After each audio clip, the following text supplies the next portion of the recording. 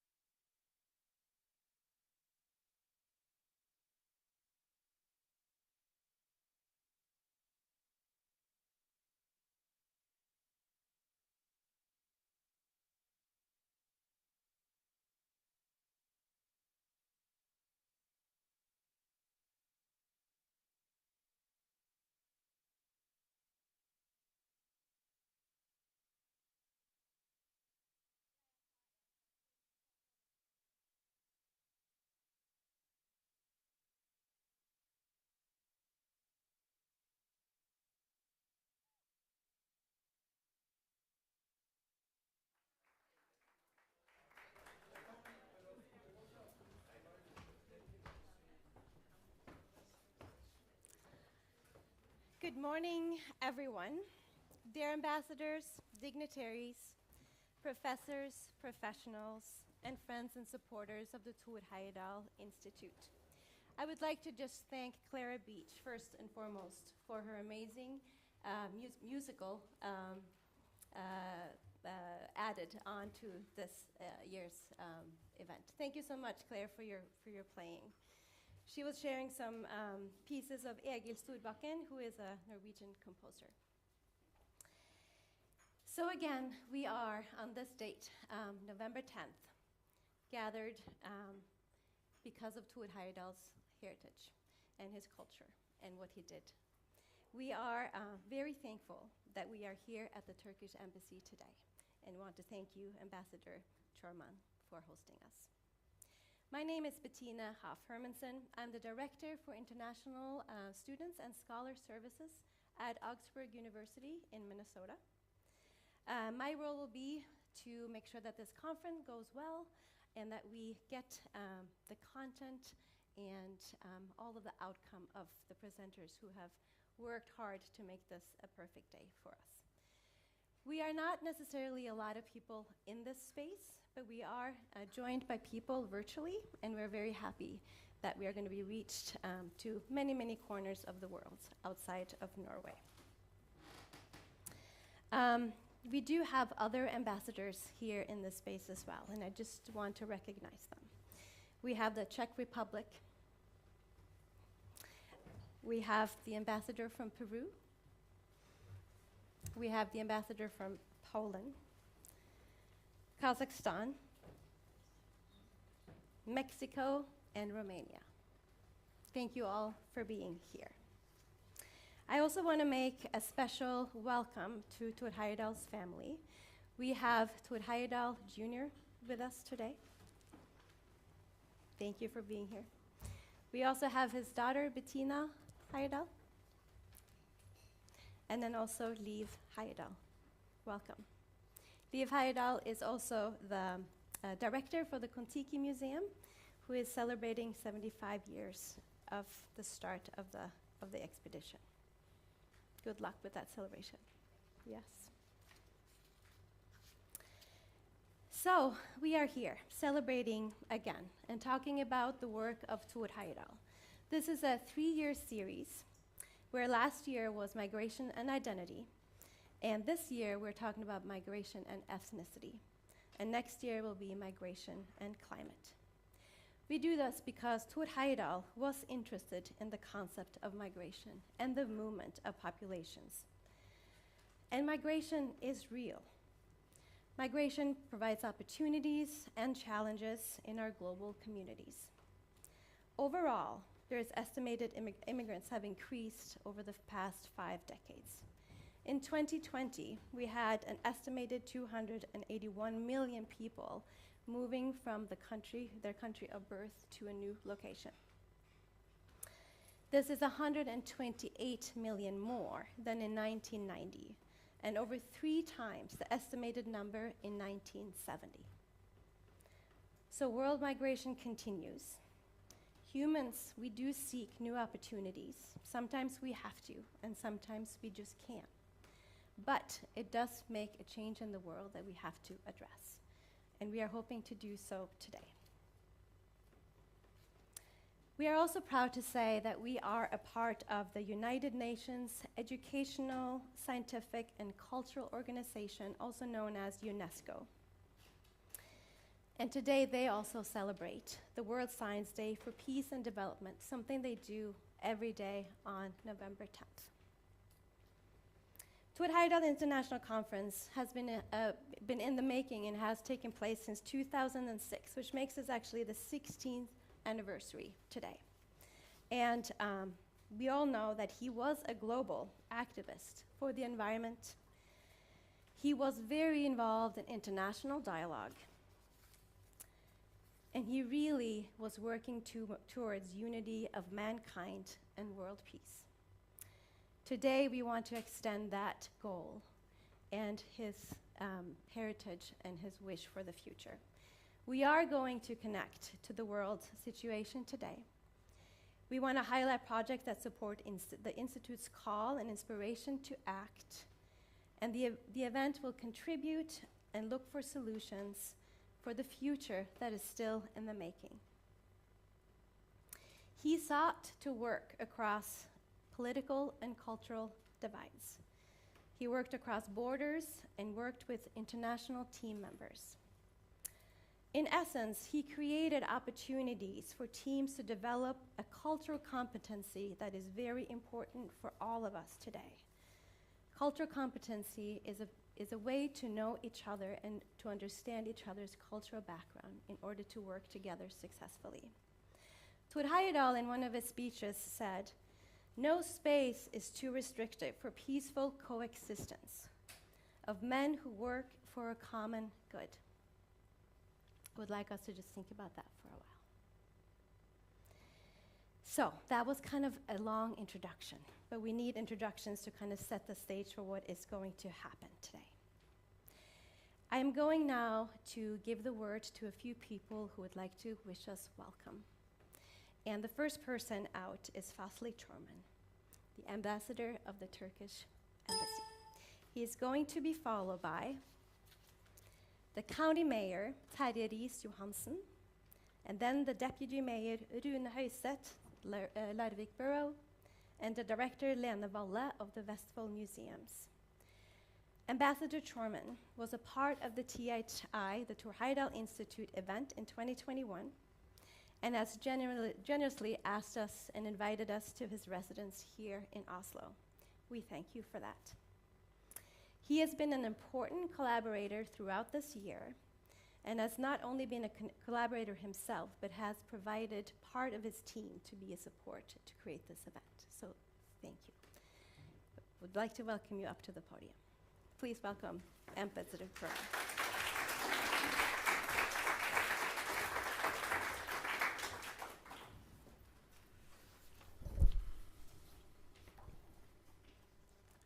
Thank you very much indeed for this introduction.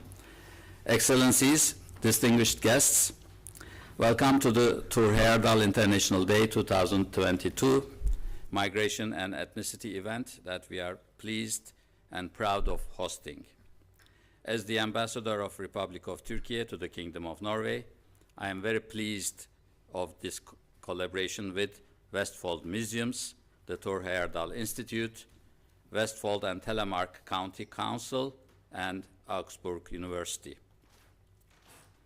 I would like to extend my heartfelt thanks to the international team that has prepared this event for almost a year.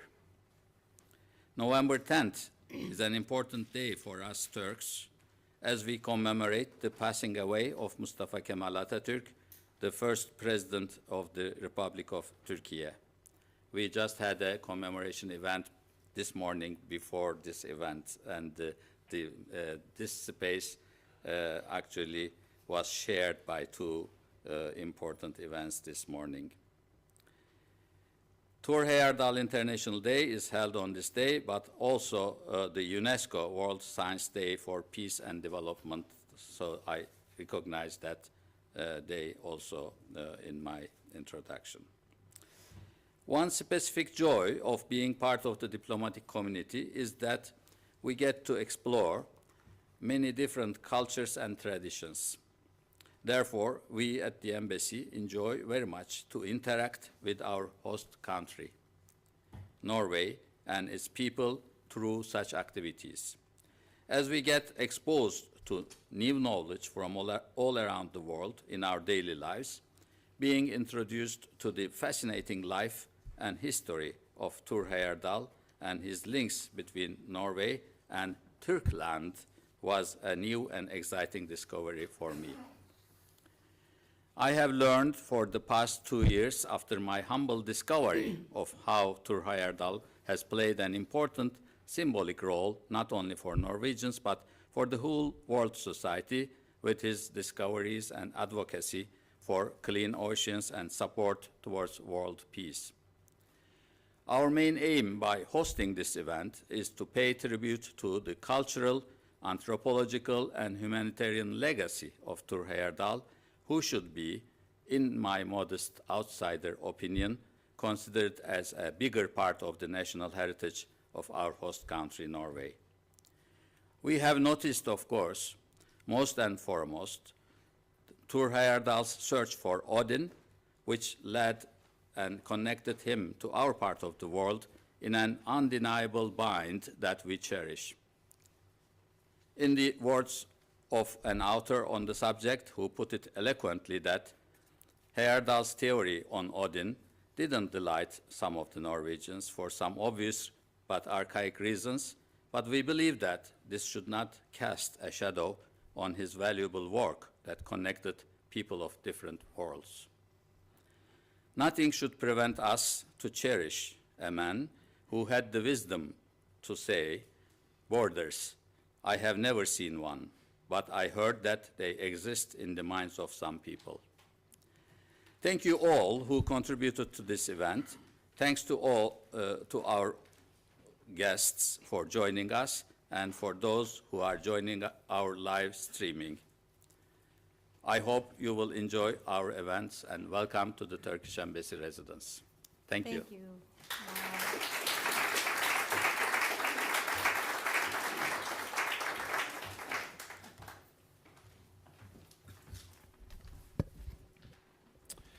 Dear ambassadors, Thor Heyerdahl's family, distinguished guests, and our virtual audience. Today, it is more important than ever, and in Thor Heyerdahl's spirit, that we face world's challenges more unitedly. We must take care of the democratic values we believe in, and learn from each other to inspire us and to create a better future together. I feel honored to have been invited to this conference today with the topic of migration and ethnicity, and to be with you here at the residence of Ambassador Carmen. Thor Heyerdahl was born in our county, Vestfold and Telemark, in the town of Larvik. He often said, "I don't like to dwell on something that's in the past. With every single passing moment, the future is becoming the past." These words from Thor Heyerdahl fit very well with our county's vision, which is to create value for the future in a sustainable way. The population of our county is about 424,000 inhabitants, and our citizens are our greatest assets. Immigration has added positively to our growth. Where many of our district municipalities would otherwise have experienced a decline in their population without the immigration. The County Council has gained a greater role in the work with inclusion, integration and migration the last years. The United Nations Sustainable Development Goals are an important part of our work in the County Council. Our county has a goal to contribute to a society where everyone can participate. In 2021, immigrants made up 13% of the population in the county.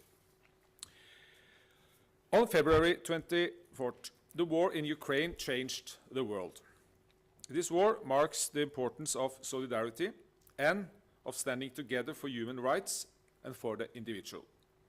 The war has dramatically changed the lives of millions of people. About 44 million people have lived in Ukraine, according to the United Nations. 5.2 million Ukrainians fled abroad, and over 7 million are internally displaced. A record number of refugees have come to Norway, and so many refugees have never been settled in such a short time in our county. In 2022, we had 1,180 new residents and anticipate a total of over 2,000 relocations will be settled this year. Behind these numbers are people and people's lives and history, and that obligates us even more to work in cooperation. We want the new residents who come to our county to feel welcome and receive the help and care they need. A safe environment, a place to live, healthcare and education. These are central things to establishing a new life. To feel successful in life, we know that in the long run, it is work that gives us opportunity to experience mastery and social belonging. One person who is outside of working life or education is one too many. We need even more people in work who are helping to develop tomorrow's workplaces. That will contribute to the necessary transition we are facing to a greener, inclusive and more knowledge-based society. Considering the historical scope of the ongoing refugee situation, it is crucial that to have even better cooperation between the public sector and other sectors to develop an effective system for education, qualification, cohesion and integration. The complex challenges that we face in our society today can only be resolved together. The current situation with migration and integration calls for a renewal of knowledge, better cooperation, the inclusion of the business community in this work, and the establishment of new networks and good professional reflections. This work needs to be seen broadly, both locally and globally. I look forward to the conference program today and wish you an educational and meaningful day. Thank you for your attention.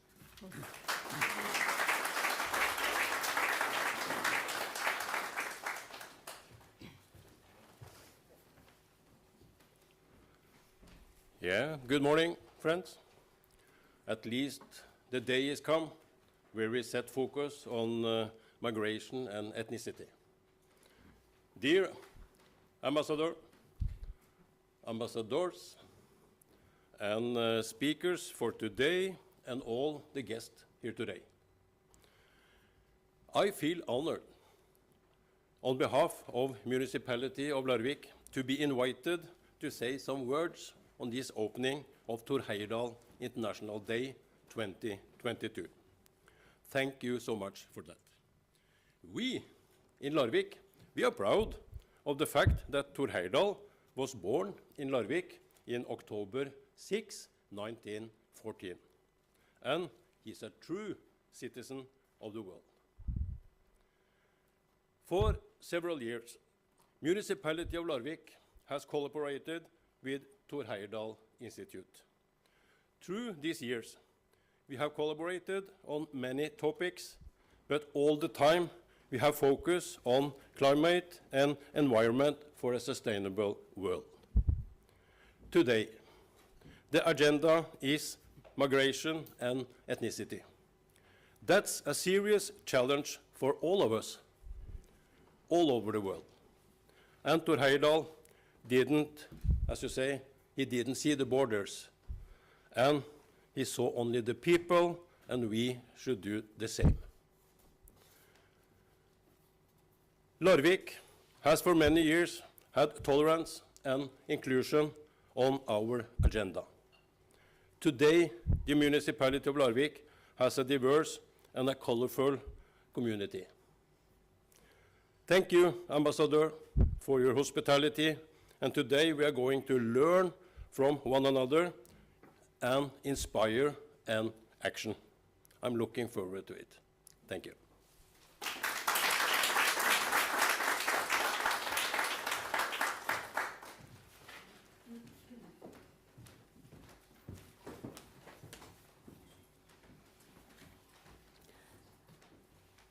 Dear Ambassador Chorman, and dear all of you who are with us here today to mark UNESCO's World Science Day for Peace and Development, but at least it is some pleasure and an honor to welcome you to the Thor Heyerdahl International Day.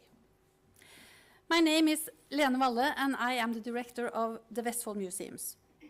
We are a company that runs several different cultural institutions in Vestfold County. In addition to seven cultural history museums, one art museum, one archive, one Viking center, we are also very proud to be responsible for the operation of the Thor Heyerdahl Institute. The objective of the Institute is to promote knowledge and to continue to develop Thor Heyerdahl's research and development ideas within international dialogue, multicultural collaboration, protection of the global environment, and interdisciplinary research. Key areas of focus are the Thor Heyerdahl's global effort to protect and conserve the environment, his understanding for an ability to engage in dialogue between people from different cultures, his dissemination of information about global challenges, and his strong will to challenge people to debate across established scientific boundaries. Thor Heyerdahl's expeditions and archives were included in UNESCO's World Heritage List in 2011. The archives have been open for research and other relevant activity since 2015.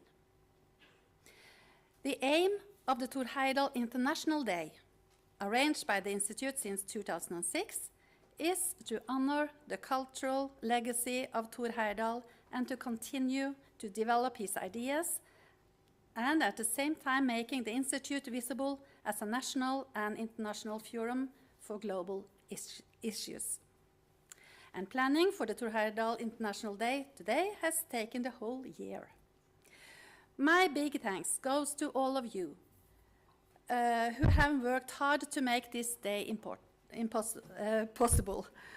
First of all, a big thank to Ambassador Chorman and his staff here at the Turkish Embassy.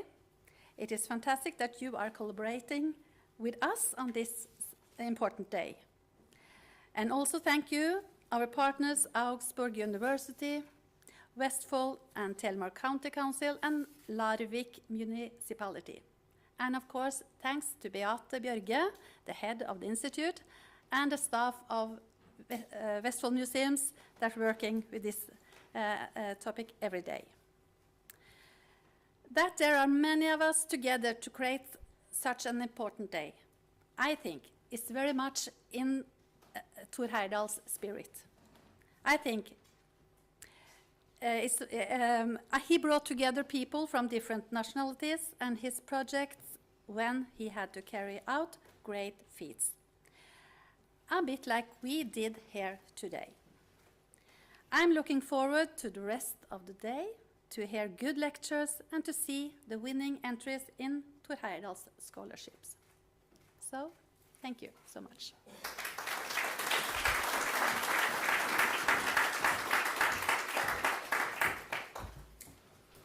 Thank you all for welcoming us. Before we invite the first speaker up to the podium, I would just like to contextualize the migration and ethnicity a little bit. Last year we had this conference on migration and identity, and ethnicity is very much correlated and very much tied to identity. But when you talk about ethnicity, we want to highlight the focus on your cultural belonging and your ancestry. So think about your origin, and then also as you are carrying your family's history with you. Again, we have numerous times today said that we are here to act, we are here to contribute, and we are here to learn. And we're also putting a focus on the UN Sustainable Development Goals. And we are focusing again this year on number 10, which is the reduced inequalities, 11, sustainable cities and communities, 13, climate action, 16, peace, justice, and strong institutions, and number 17, partnerships for the goals. So again, people are moving. They're bringing their self into their new reality. We want to also just think about, like, how does that work when you bring your ethnicity and your cultural heritage to a new place? Is it weakened? Is it strengthened? Who holds it with you? What happens to the society and the community that you actually move into?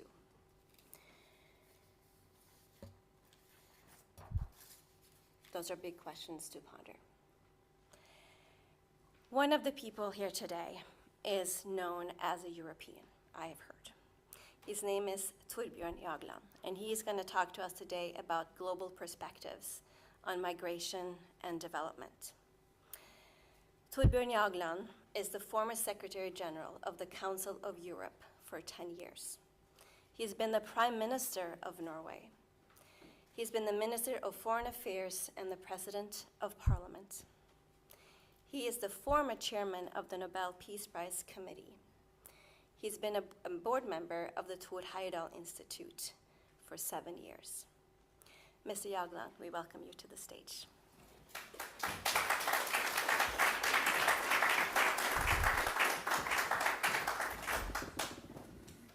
Ambassador Corman, Excellencies, ladies and gentlemen, I'm very glad to be here today, in particular in the residence of the Turkish ambassador. During my last 10 years in Strasbourg, I had a lot to do with Turkey. I traveled there again and again, met with your President Erdogan. How many times I can't remember. And I saw good things and problems, but I remember one thing which is related to the theme here. Namely, I traveled to Hatay, the city at the border between Syria and Turkey. And there I could see actually what happened in Europe, or what did not happen, because what happened was that Turkey took responsibility for 3.5 million refugees. And I have to put it bluntly because I'm a politician. Because of the wars that Europe contributed to. And Europe asked Turkey to take care of many of the refugees. And in this city of Hatay, I visited a camp for all those people that came from Syria. And the Turkish government had given them a credit card. And the government had put money on the credit card so that the people were not dependent on receiving food and other things from the outside. They could go to the shop in the city to buy what they needed. So this is a new approach which I felt was very, very important. And at the time, it was also extraordinary. Now, I'm not going to speak about the issue here from the point of view of being an expert, because I'm a politician, and politicians, our role is to say what is going to happen and afterwards explain why it didn't happen. It was actually Winston Churchill that said it. But during my years in politics, and in particular the 10 years in Strasbourg, I saw two things. One is I already touched upon, namely the flow of asylum seekers, migrants, and also the increasing tensions that it created, and the fact that all this was exploited politically. So today, we can say, I would like to say this is the most dangerous development we have, namely that so many politicians are exploiting the problems related to migration and asylum seekers. And that a growing number of people are looking upon the others as a threat to themselves. And a problem here is that we tend to say that our identity is solely linked to our ethnicity. And therefore, other ethnic groups, they become a threat. Other religions become a threat to us. Whereas I think it's true what Amin Malouf said. He was the first, by the way, he had the first Thor Heyerdahl lecture many years ago, and he had and also his book later on about identity and ethnicity is a masterpiece, and the speech which he made here in Oslo, the same. I mean, and what he said is that we have to realize that we do not have only one identity. We have several, all of us have several identities. But the problem of today's world is that more and more people think that they have only one identity and that they have to protect it. And the others that have a different identity become an enemy or a threat to themselves, to their own ethnicity and to their own religion. Now, why did I say yes to sit at the board of the Thor Heyerdahl Institute that was established back in, when was it? 1999, yes. It was because Thor Heyerdahl fascinated me very much. And I had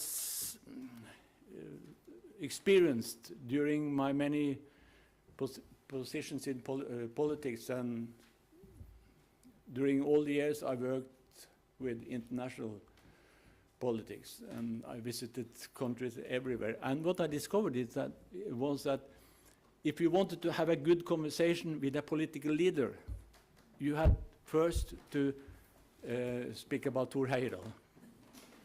Thor Heyerdahl was the most famous Norwegian at the time and still is. Everywhere, when you are going to, when you speak with other people and you mention Thor Heyerdahl, then you have created a good mood immediately. And of course, as a young boy, what fascinated me was his courage, his imagination, and to set out at the mercy of the Pacific Ocean to prove that people in Polynesia came from, was it from the west, east, or the west? I don't know, but he did it in order to, I think, to prove that people came from the east and not from the west. Because he had looked at the winds, and the wind always came from the east, so people must have come from the east.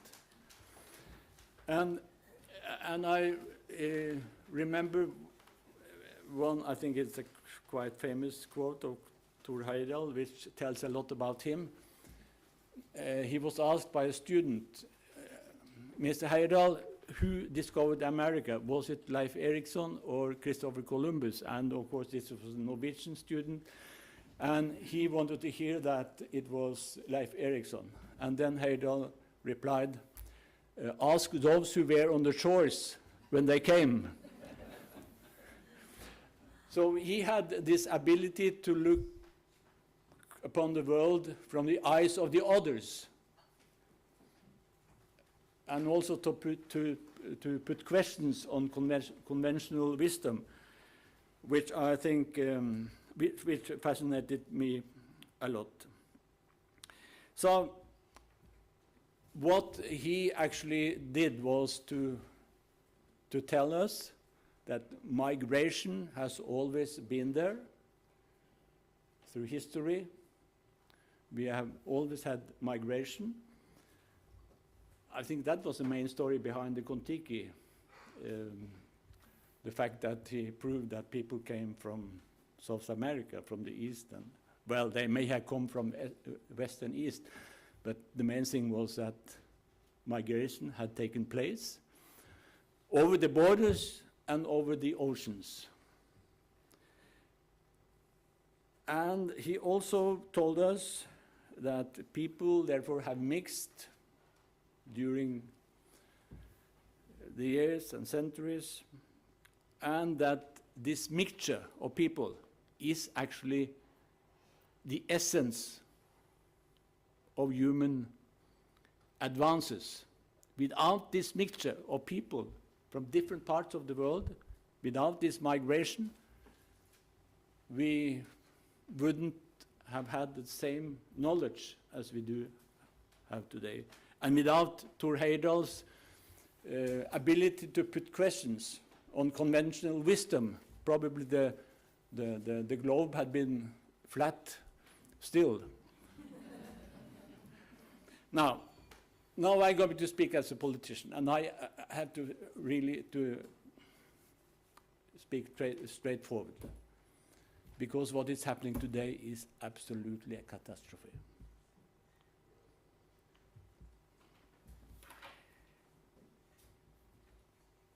During our history, migration has been caused by poverty or wars or environmental changes.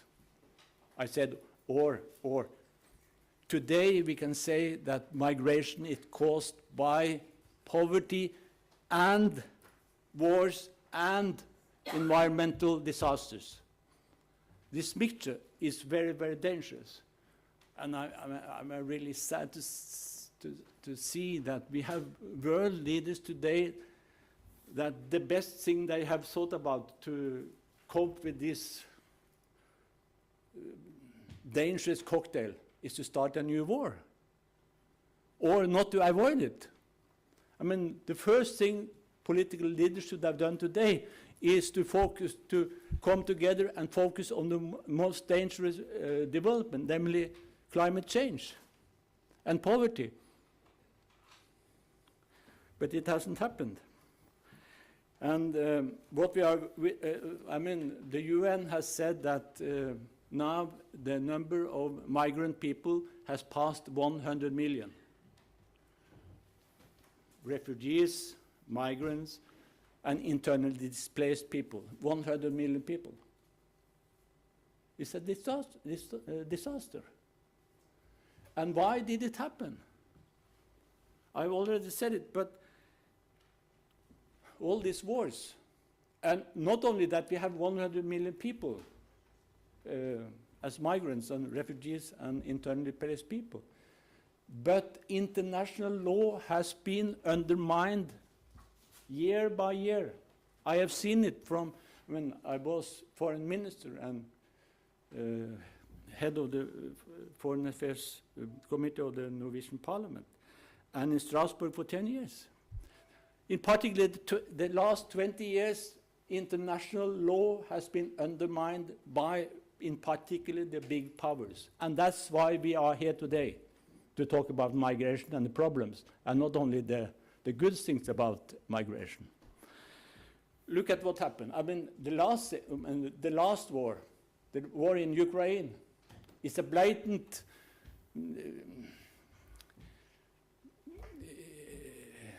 cheating on international law. I never seen something like that. That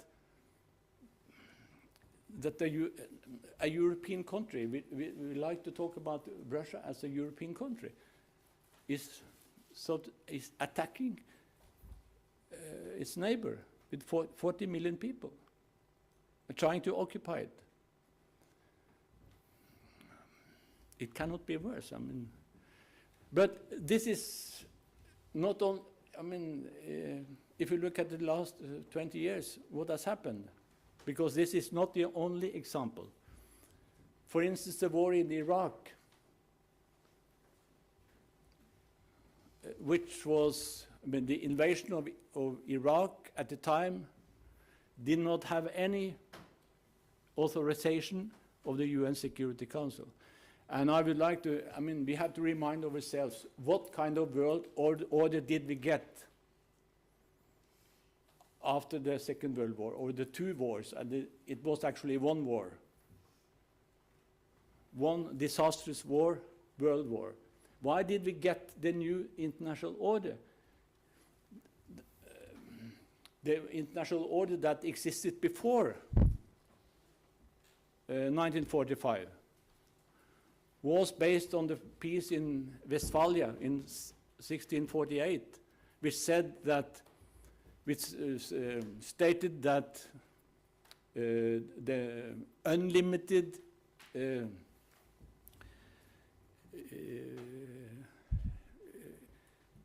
role of the nation state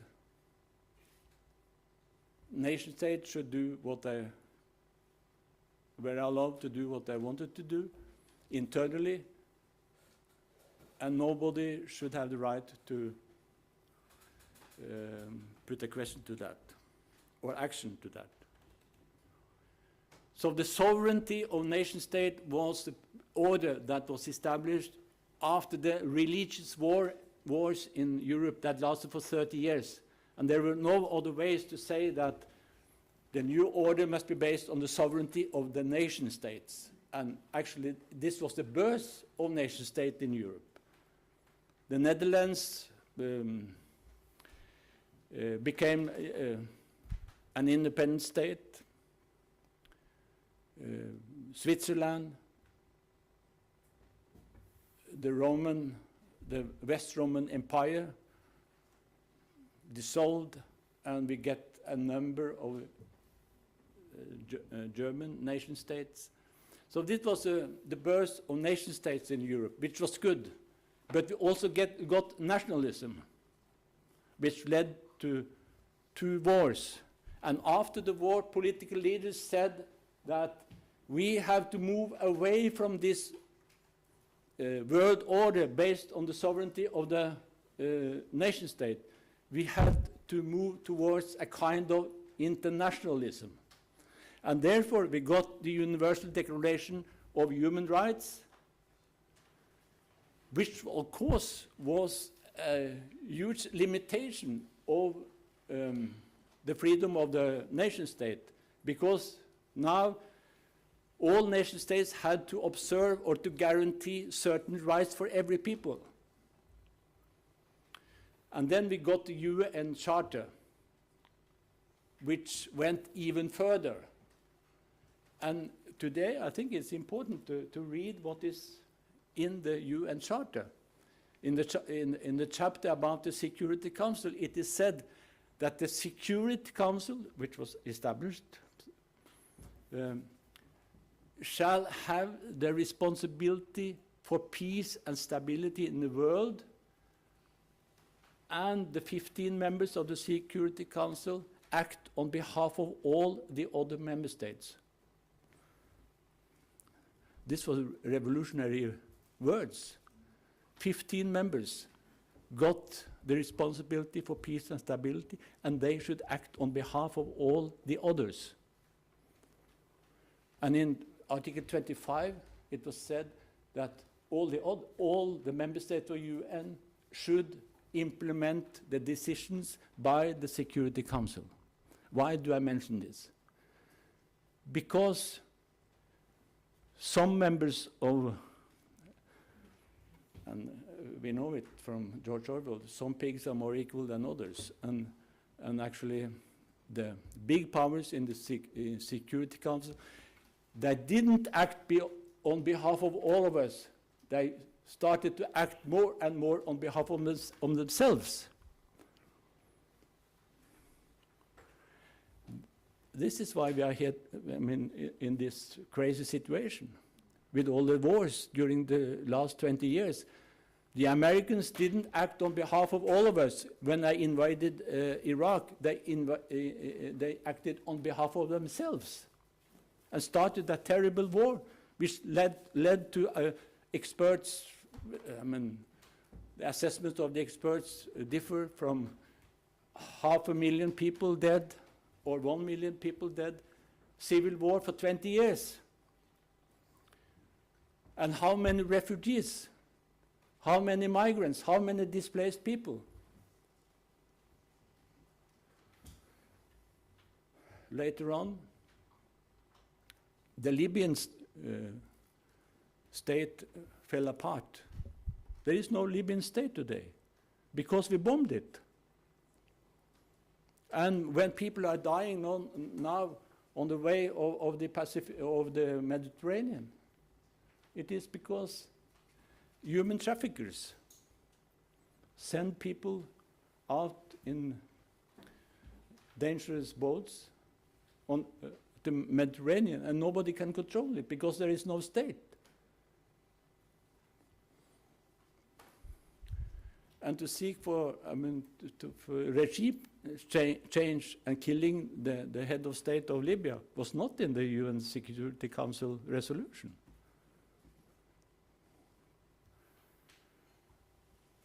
And now we have the war in Ukraine. 4 or 5 million more refugees.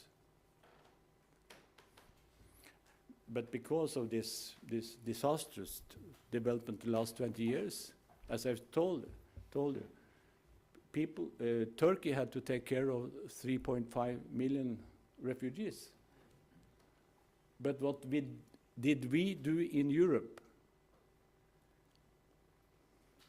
Well, we have more or less left the problem to some states surrounding the Mediterranean and asked Turkey to host 3.5 million of them. And many are now on the Greek islands, and they have stayed there for many years. And new people are coming over the Mediterranean to Italy, to Malta, which is now sparking political turbulence in Italy. Very, very dangerous.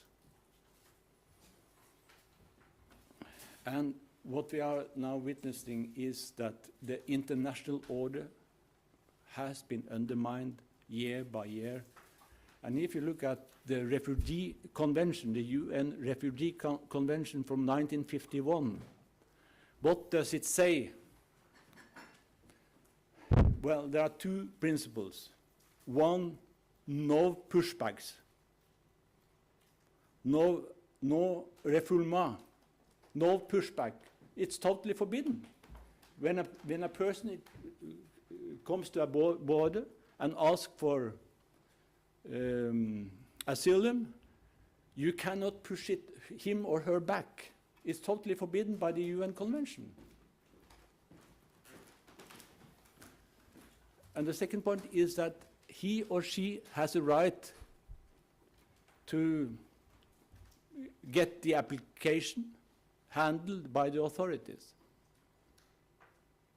You don't necessarily have the right to get asylum, but you have the right to get the application handled by the authorities, and no pushback. But pushbacks are taking place every day now in the Mediterranean. And European countries are competing on building new walls and new fences. We don't only have the fence in the Middle East. We have it in Poland. We have it talk about it in Finland. So many places we are building new walls, which means that we are undermining the UN Convention on Refugees. And this is, as I see it, a complete disaster for Europe, which was based on the European Convention on Human Rights. I was responsible for the convention for 10 years, and I saw it, how it was undermined, not only the Refugee Convention of 51, but also, and it is a contrast to what happened actually, and this is very important to recall, to what happened after the First World War. Hundreds of thousands of people became stateless.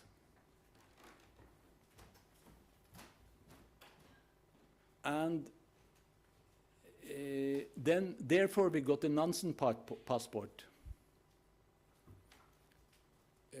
which 50 states ratified, which meant that the stateless people after the First World War could travel over the borders of 50 nations. They did this to handle the consequences of the war they have started. Those who lost and those who won did the necessary thing. And as I've told, the Nansen passport was ratified by 50 nations at the time. and hundreds of thousands of people were rescued because of this. After the Second World War, we got the UN Convention on Human Rights, and we got the UN Convention on Refugees, which said, as I said, no pushback,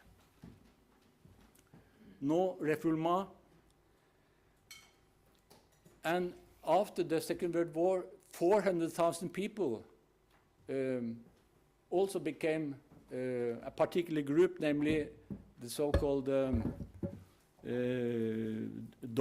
Volksdeutsche. 400,000 people became stateless because they have lived in the areas where which Hitler conquered, and they have to move away after the war. 400,000 people. In 6 months' time, all these people were resettled in a Europe that was a total disaster. But they had the ability to do what was necessary. What is happening today? We are not able to clean up after the wars that we participated in, and we leave it to several countries surrounding the Mediterranean Ocean. So I think this is a real disaster for international law. Now, and this is, of course, why we also are talking about ethnicity and identity. This has become the main topic. You can see it in the United States, you can see it everywhere in Europe, that this is the main political topic now. Because more and more people, as I've said earlier, are regarding the others, those who do not belong to your own ethnic group, your own religion, as a danger, as an enemy. And it is becoming more and more dangerous everywhere, I think. That's why we need to talk about it. So I will sum up by a few points. One is that I think that we have now to speak about the necessity of compromise. More and more we see the opposite, or what the former US President Calvin Coolidge, he was a very religious man, and he went to church every Sunday, but his wife, she didn't want to go along with him. She was not so religious. And one Sunday, Coolidge came back home, and his wife asked, "What did the priest talk about today?" And he said, he talked about sin. And then the wife asked, what was his opinion about sin? And then Coolidge said, he is totally against it.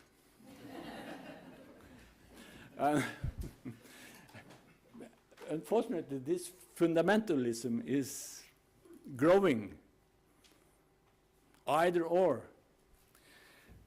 So I think it's better to listen to what Fridtjof Nansen said about the same theme, because always been a question here in Norway, should you go to church on Sunday or should you go skiing? And Fridtjof Nansen said, well, I propose a compromise. It's better to go skiing and think about God than to sit in the church and think about skiing. So, I mean, in the dangerous world we are living, we have to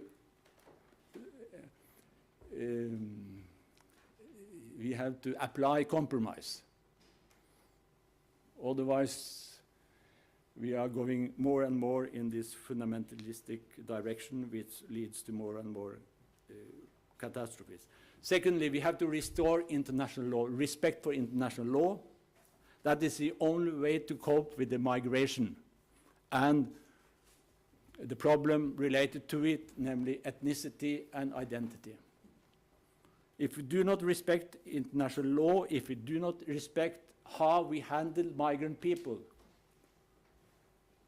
based on human rights and the principles in the UN Convention, then we will face more and more problems.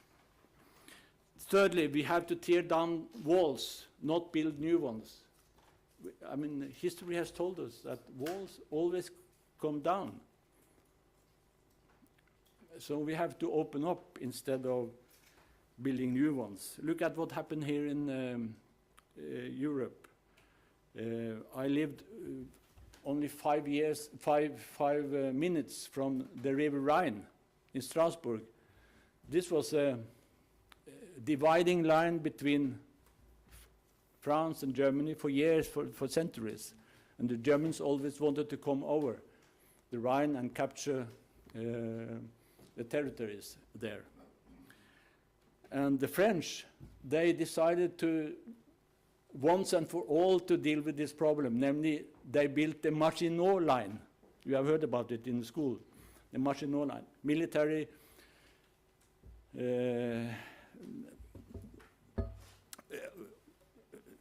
through the whole borderline between Germany and France, so that Germany would never again try to go over the Rhine and capture France.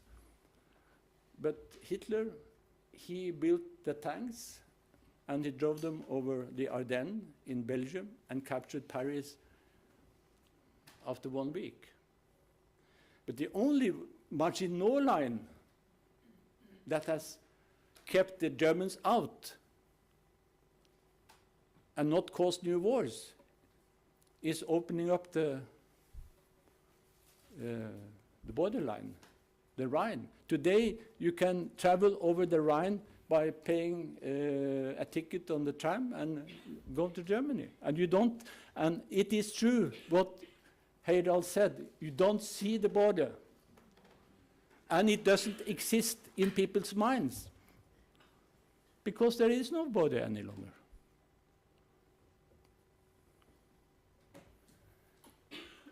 So we have to do more about, to get more about this kind of politics.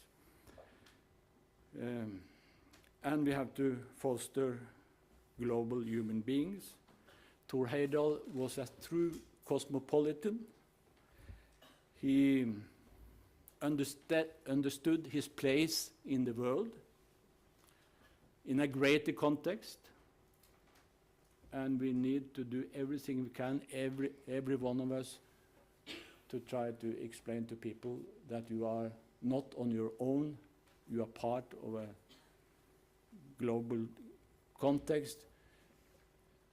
Yes, you belong to a religion, you belong to an ethnic group, but you also belong to humanity. And this is what actually, and I will wind up by referring to Amin Maalouf again. He wrote this, it's the best novel I ever read, namely Leo Africanus, where he told about the fact that Muslims and Jews and Christians could live peacefully on the Iberian Peninsula, develop trade. It was a peaceful time. So it is possible, but it is also possible what he wrote about also, namely that after a while politicians and leaders started to exploit the problems related to it. And after a while, Christians became an enemy for the Muslims and vice versa. So today, this kind of mentality, this kind of culture, less and less exists in the world. And by the way, as I'm a Norwegian, the Norsemen, that were actually the French that came from the Norse. So the Norsemen, they developed the same kind of culture in Italy and Jews and Christians and Muslims, they worked hand in hand. And it was actually this culture of trade and cooperation paved the way for the Renaissance in Europe. And I think that we need a new Renaissance, a new way of thinking, a holistic way of thinking about the world, and we have to try to do our utmost everywhere to understand the others. And that was the main theme of Thor Heyerdahl. Understand the others, look upon the world from in the eyes of the others. The others are like us, more or less. They want to live their own lives, raise their own children, to have food, to have jobs. And we have to understand more of those who are living next to us. That is the only hope for the world today, I think.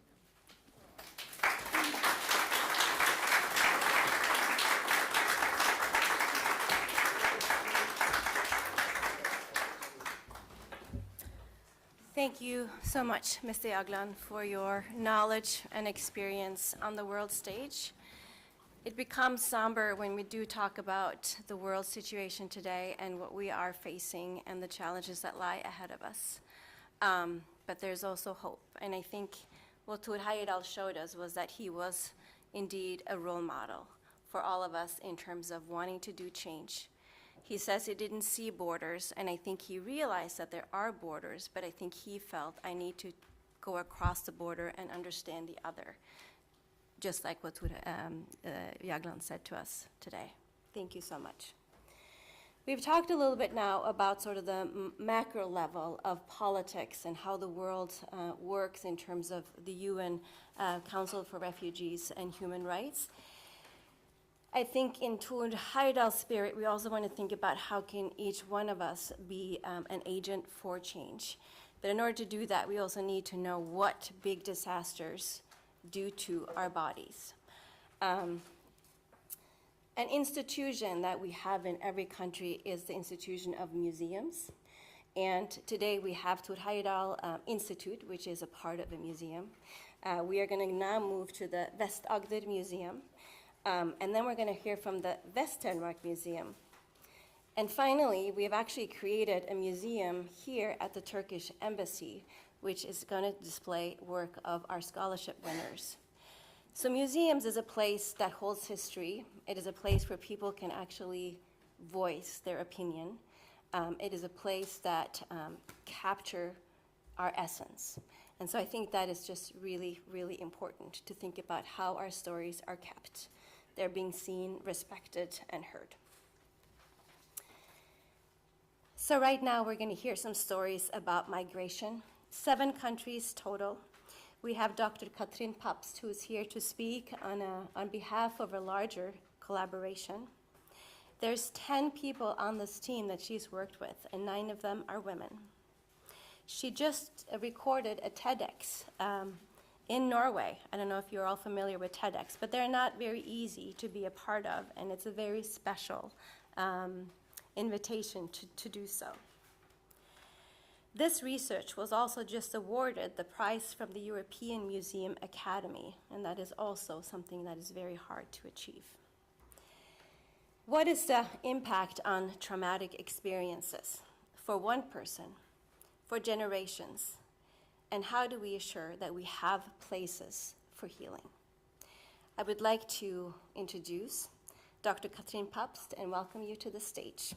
She's going to talk about the Identity on the Line project. Welcome, Katrin.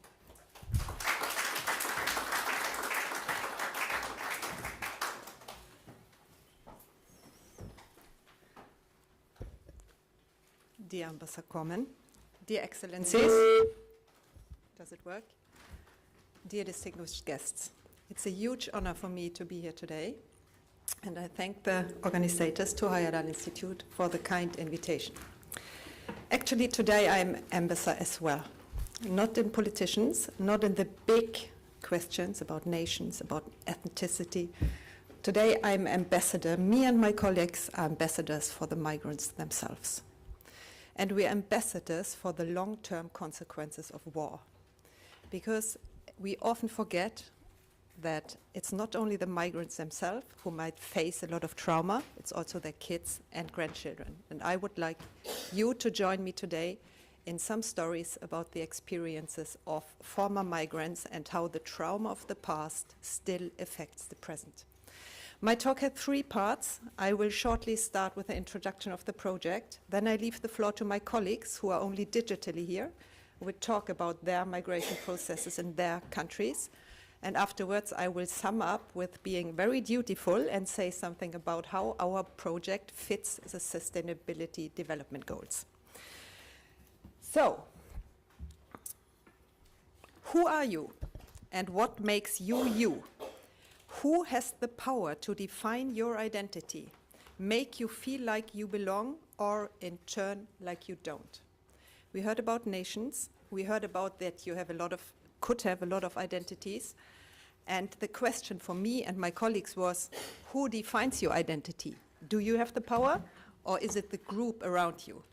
Actually, mostly it's a group around you, and that's what's so dangerous. Ethnicity is a part of your identity, but it focuses even more on your cultural belonging, and therefore the social groups are so important. Okay, let's see if it works. It works. Very shortly, you don't have to read all this, and you will see a lot of pictures and get a lot of quotes, so don't bother to read everything. I just want to give you a short introduction. Identity on the Line is a large-scale European project co-funded by the European Union. We are 7 European countries, and we wanted to look at migration processes which until today are taboo related in the countries. Until today, it is not talked enough about these migration processes, and that makes it necessary that the migrants themselves have an ambassador, because in many cases they don't dare to talk about what is happening. And I would like to challenge all of you while listening to me. Where are the stories in your own family which still are not addressed, which also do something to your identity, where you still are struggling yourself with finding your identity? Let's see. I will shortly present the 7 countries, and later on my colleagues will take the floor themselves. In Norway, we have, and I'm a German myself, so it was very special to talk about this and to work with this subject here in Norway. In Norway, we are working with the long-term consequences of the German occupation during World War II, which still today affects the family massively. I mean, massively. In Denmark, this is not working very fastly.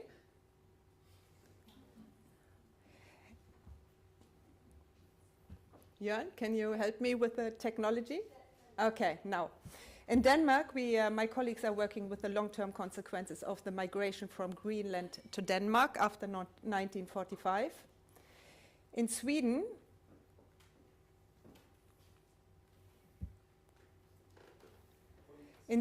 my colleagues are...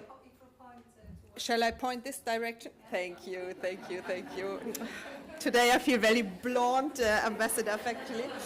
Okay, so in Sweden, my colleagues are working with the forced migration of Sami from the north to the south of Sweden. And interesting enough, the Samis who came from the north were forced to live more in the south, and those who have been there before, 100 years later, today, do not speak the same language within the Sami language. So it's very interesting. We like to think that groups are somehow the same in many aspects, but here are very many differences, especially in the Sami groups. In Poland, my colleagues are working on the population exchange in former German Pomerania after 45. The Germans had to leave, as you know. Other people had to move in the houses, which the Germans left. And until today, it's a taboo-related topic. In Lithuania, we are working with the long-term consequences of the Holocaust for Lithuanian women. In Slovenia, the migration from the former Yugoslav republics to Slovenia after World War II and the impact of the country's independence in 1991. And finally, in Croatia, the complex political history of the Istrian Peninsula. You see, we have World War II in several countries, and we have more recent wars in the Balkan areas, and the war in Ukraine have affected us all very, very much, because we know what is going to happen for at least the next 75 years with all the migrants who are now forced to leave the country, and basically everyone who experiences war. What makes our project special is that we talk to the 3 generations, and many of my colleagues were really surprised that 30-year-old people in all these countries still suffer massively that their parents or grandparents had come from another country to a new place, and the trauma they experienced on the way or when coming to the new country and simply not being welcome. This is still in the family. It affects the 30-year-old people today. It's quite extreme. In total, we have conducted 164 interviews, in-depth interviews. We are not talking about questionnaires. We are talking about watching people talking about something which is still so present in their families that they cry when they tell us about what has happened. We have a huge empirical material, as you can imagine. Each interview between 2 and 15 hours long. We have audio, we have video, we have text, we have objects, we have very much.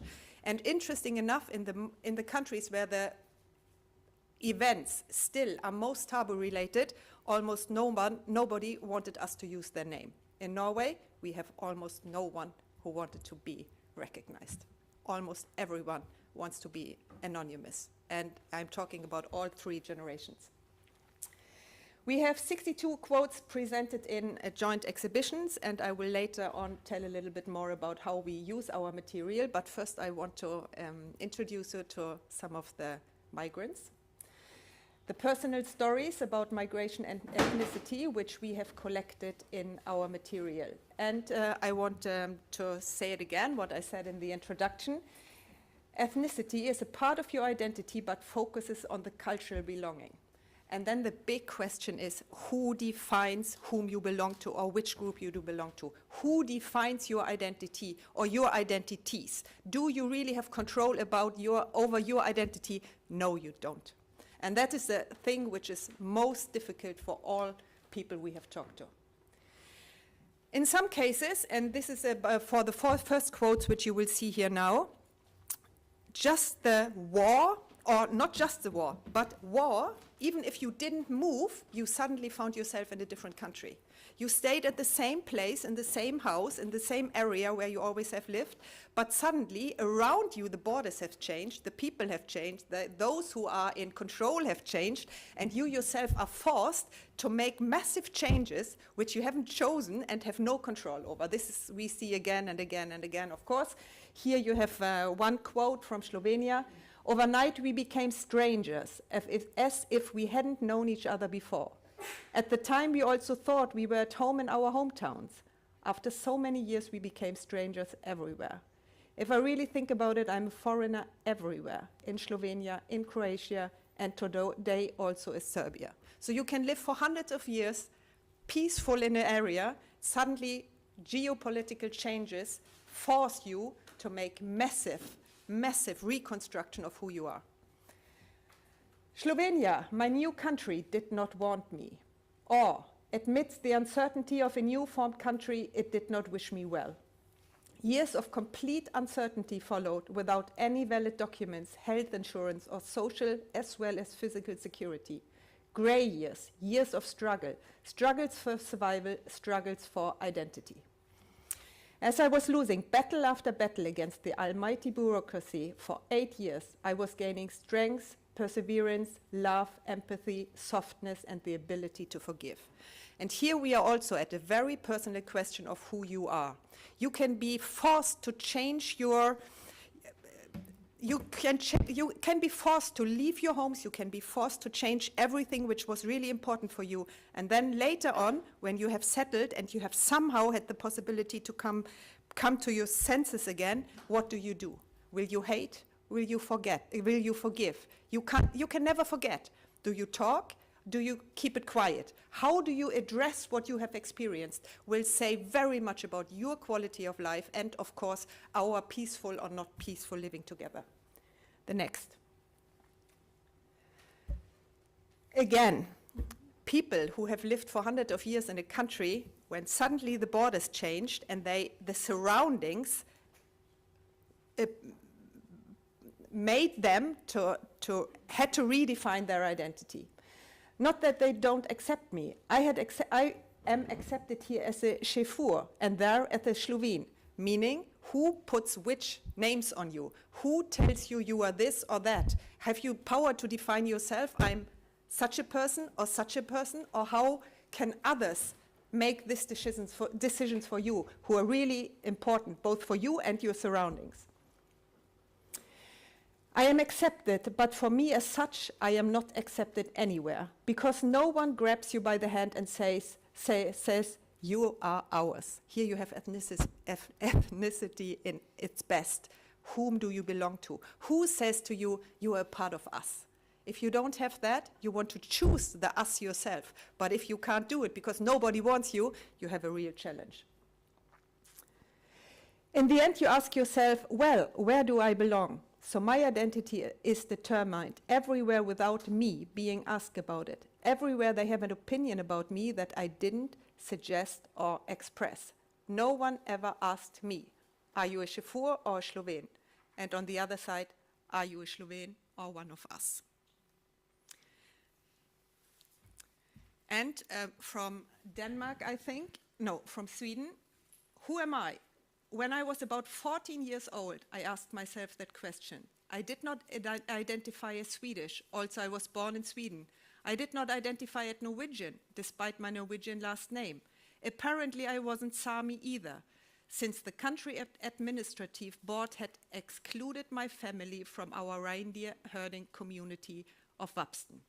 So, you know, something happened around you, and you just are forced to define yourself in you, and you are very alone in that process, because often your family is not even on your side. It's very, sometimes you are even forced to choose about your family, against your family. From Denmark, being Danish and a quarter Greenlandic is like putting together in a confusing puzzle. The pieces do not quite fit together, and a number of pieces are missing, especially from the Greenlandic side. The challenges has been to create myself as a whole person with the pieces I have had available to me. And that is all about which pieces do you have available for yourself and what do you do with it. It still hurts when I talk about it, but it does not affect me in everyday life. I have also come to terms with the fact that my mother has had a hard time sharing and talking more. There's a big chapter in my life that my mother did not talk much about.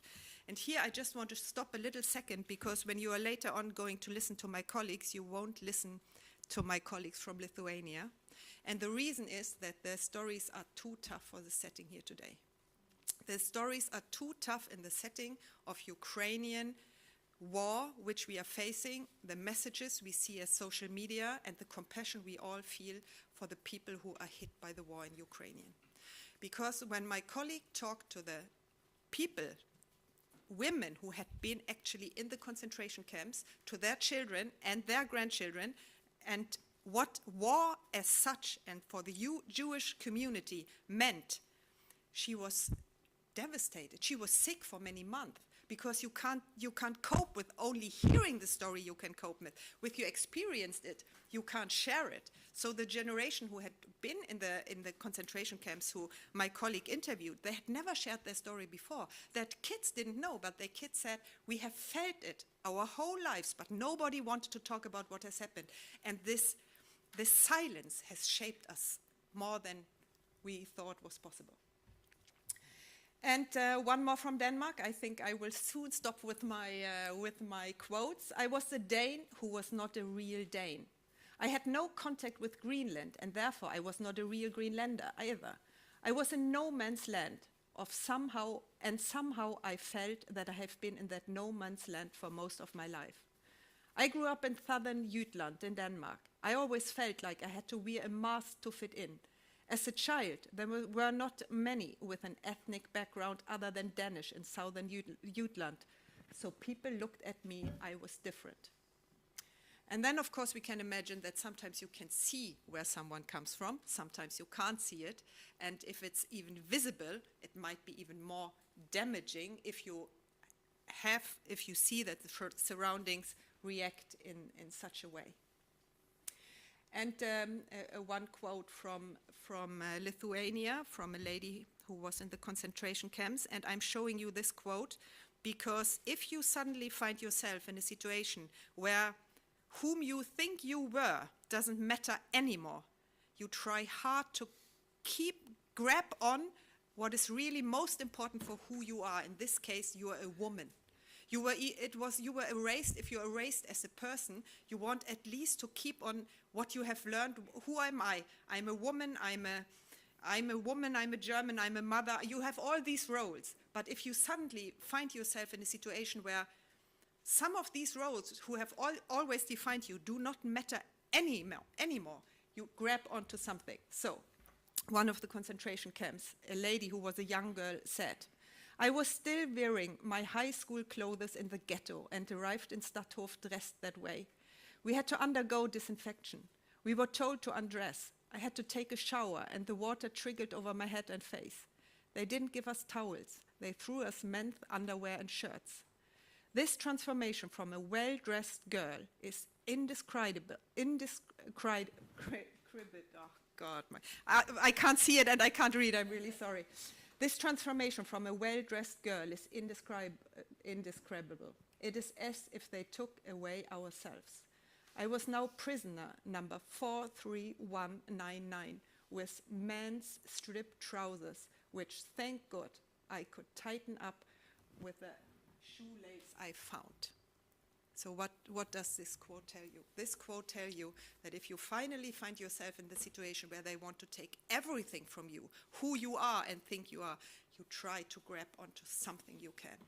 And this lady also showed us her lipstick and said, "This lipstick I kept during the whole time. It was my most precious thing I had. It reminded me that I was a woman. I was a woman in this situation."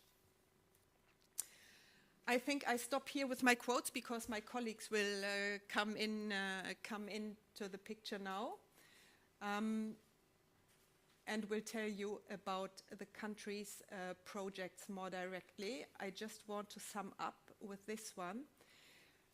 All the 162 interviews we have conducted in all the countries show, of course they show, that when it comes to identity and where you belong, your feeling of belonging, it's a human urge to know who you are, where you belong to, whom you belong to, which group you belong to. It's an urge that you define yourself as a person surrounded by other people who want you well. So all our 162 informants were somehow placed on this scale. Some were more vulnerable than resilient. Some were more open. Some were more silent. Some felt that they belonged in the end after the migration. Some felt they didn't. Some felt it is possible to reconcile. Some felt it will never be possible to reconcile. So all were somewhere placed on this places. And now now I will do my best to point in that direction, but I hope the technical will work, because now I would like to let my colleagues enter the stage digitally from the countries. We have only 5 countries here today. The one reason is, as I said, Lithuania. It's actually, I just decided not to show it to you today. It's on the internet if you want to see it, of course. And also Denmark will not be here, and the reason is simply technical issues, that the quality was not good enough. We start with the Norwegian sub-project. Let's see if it works.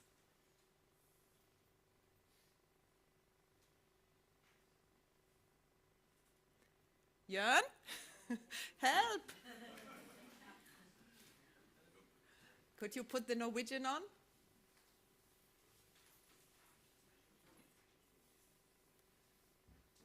Thank you. My name is Gunnhild Aabye, and I'm representing the Norwegian project called Keep It Quiet, led by the Vest-Agder Museum. In our project, we are focusing on the long-term consequences of the German occupation during the Second World War. Between 1940 and 1945, 500,000 German troops were at some point posted to Nazi-occupied Norway, a country with a population of barely 3 million people.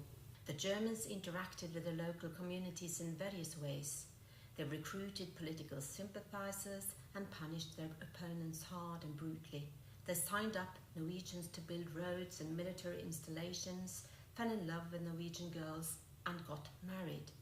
Nearly 80 years later, there are still many who struggle to come to terms with what happened during the war, even the generations who haven't experienced the war themselves. That's what the Vest-Agder Museum investigated in this project. We have talked to people from 3 generations. 21 of them have given us permission to tell their stories in our exhibition. Most of them wanted to be anonymous. Many of the informants tell about considerable challenges in their lives. There are stories about sorrow, shame, anger and loneliness, guilt, grief, isolation. Like our 94-year-old informant who fell in love with a German soldier. She got married and they were transported to Germany after the war, got a son who was ill. Due to harsh living conditions in post-war Germany, she had to divorce her beloved husband and return to Norway to save her son. There she married a Norwegian and lived a lonely life, she says. In the village I was non-existent. I had nobody to talk to. Who could that be in the little village where everybody knew what I had done? I had this hatred inside me, that I was a good for nothing. But I have never been a German tramp. I was a Norwegian woman who fell in love with a German and he loved me. There is nothing wrong in that. Another example is the 70-year-old son of a Norwegian front fighter on the Eastern Front. He says, everybody could tell her what their fathers had done, but not me. Later the feelings of shame changed into restlessness and insecurity. Would anything new pop up? There are still things I will not talk about. I have a feeling that what I tell also reveals something about me. In our project, the concept of secrets versus openness has played an important role. Our informants tell about parents and surroundings that have kept valuable information secret, often as a result of the above-mentioned factors like sorrow, shame, anger, guilt and grief, feelings that could be transferred to the next generation in various ways. Not being told profound information of one's own life and background has had decisive consequences for the informants. It became difficult to mold one's own identity when pieces in the puzzle were missing.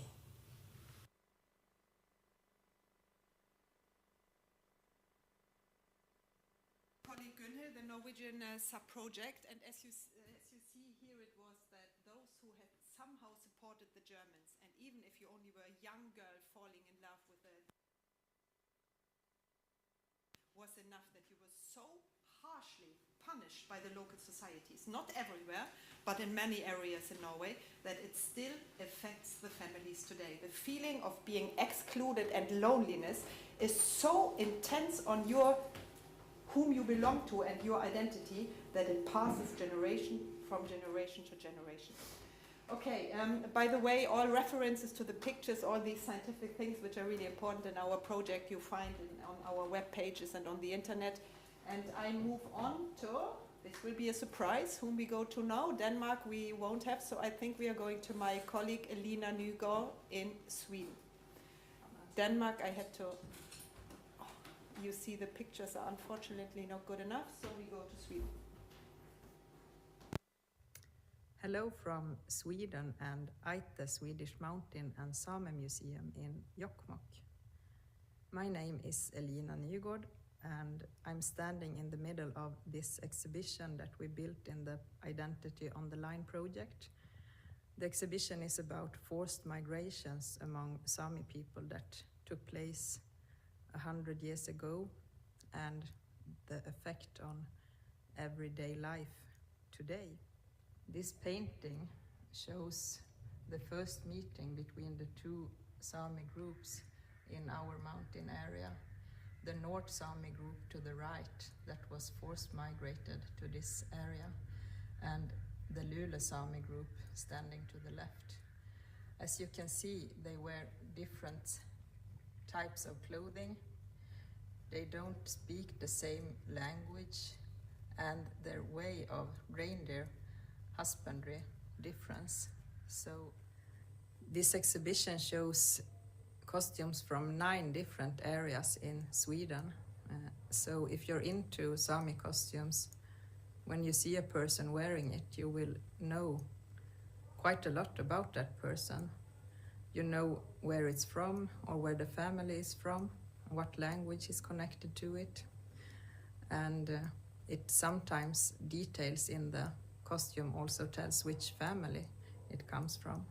So it's quite, we try to teach our children from an early age to wear costume and to feel proud in it.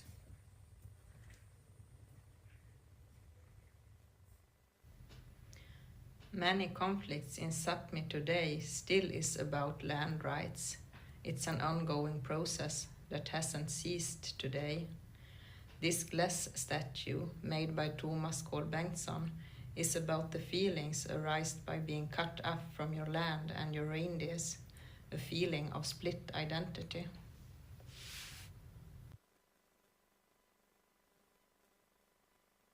Our international project, we are traveling from country to country. We meet the informants ourselves, those who are willing to talk to us, to the whole group. We are all, as a group, from all 7 countries, traveling from place to place. And it really makes an impression on you when in 2022 you meet people who say, we are talking about something which is happening today, here and now. This is not something which was happening 40 years ago, 50 years ago. It is ongoing here and now. And if we remember that in some way or another we are all actually, as we know, migrants or descendants of migrants, this is a complexity in all of us and in all societies which is intense. Okay, next one. My name is Katarzyna Maciejewska and I work for the Museum of the Central Pomerania in Słupsk. The migration process we have been studying is about almost total exchange of the population of the Pomerania after the Second World War. The present-day Polish borders are the result of the World War II and the decisions made at the Yalta and Potsdam conferences in 1945 by the USA, the Soviet Union and the United Kingdom, also known as the Big Three. The Red Army had annexed Polish eastern territories in 1939, and Stalin was adamant that they would not be returned. Poland would be compensated for that by the expansion of its western borders to Germany's lost. Thousands of people in the east were forced to choose between living in the place they called home or renouncing their nationality and becoming citizens of the Soviet Union. Some of the Polish settlers came from deep within the USSR, where they had been exiled after the Red Army annexation of Poland's eastern territories. Others came from regions of Poland that were Polish before the war and remained Polish after it, but had been laid to waste by the Nazi occupation. Supported by the Soviet Union, the Polish authorities had promised them new land, new homes, jobs for everybody, in general, a brighter future. They were told that they would be playing a part in resettling territory that had been restored to Poland. Obviously, the German population of Pomerania was also forced to leave and lost their homes too. Poles who came to Pomerania came from different backgrounds. Not only from different regions, which meant different traditions, differences in spoken language, etc., but they were both from poor and well-off backgrounds, or, for example, well-educated and almost illiterate. However, they had to live together in a completely new environment and sharing the nationality, the language, and usually the Catholic religion was very bond-begetting. Yet, on the other hand, the people who came from the same town or village or just by the same train often kept together and helped each other for the long time. Even today, you can find traces of the phenomenon like still existing and functioning society of Vilnius and Grodno. The personal belongings they were bringing with them were often quite scarce and random ones when they had to abandon their homes in a hurry or when they came from the exile to Siberia. But what they usually brought with them were personal documents, photos, etc., reminders of their previous life. Many of them dreamed for decades about visiting their hometowns, which usually was impossible as they were not given permission and passports to enter the Soviet Union. The folk costumes were often quickly replaced by city clothing, but traditions, certain expressions, and cuisine was passed from one generation to another and mixed with others from different regions as people were getting married and the families grew. Since at the very beginning the future affiliation of the land was uncertain, even after the Yalta and Poznan conferences, the settlers were unsure if Pomerania would remain Polish, and they expected the Germans to come back. Some of the settlers did return to their hometowns if it was still possible, for example, to Warsaw, but unfortunately many of them did not take proper care of their new homes, the land, as it's supposed to be only temporary. However, the first and next generations born in Pomerania state today that they are from here, and the school children who come to the museum usually don't know the origins of their families. The three of us, Marzena Mazur, Dorota Ciechelewska-Hanowska, and Katarzyna Maciejewska, share the family stories with other contemporary inhabitants of Pomerania. We know the feelings, the family dynamics, and other things we were told by our interviewees. Bettina said in the introduction that museums can play a role, and in these processes, and we believe that maybe we can play a role as a kind of translator, and as one who puts the actual happenings in a factual context. Because we can see that in many, many cases it is not possible for those who have been exposed for a traumatic event like a forced migration as war, you can't manage to talk to your children about it. It was too traumatic, you want to spare your children the tough stories, and you feel that in the end nobody wants to listen. So you are alone with your trauma in the first generation who have experienced it, and you cannot manage to pass it on to the next generations. But the next generations are looking for the answers. They need to know, who am I? Why am I here? Why am I looked at as I am a foreigner? Why? You don't get answers from your parents and grandparents who are sitting on critical facts but can't share it with you. So what do? Maybe you can go to a museum. That's at least my dream. That you go to a museum if museums are brave enough to address the untold in a proper way. Many museums are not. But I hope we are getting more and more. We have 2 more to go. Are you ready for this, or is it too tough for you? I promise I make the last thing very short, but I would like to give the stage to my colleagues because they're really great. So I put the next on this stage, I think, is Slovenia.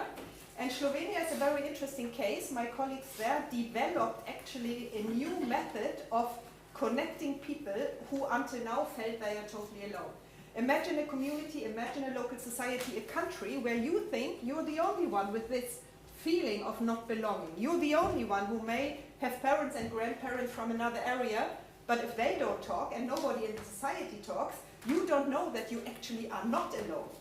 So by sharing stories, and in this case by connecting the people with each other, my colleagues in Slovenia really made a big difference in the life of many of the people they talked to.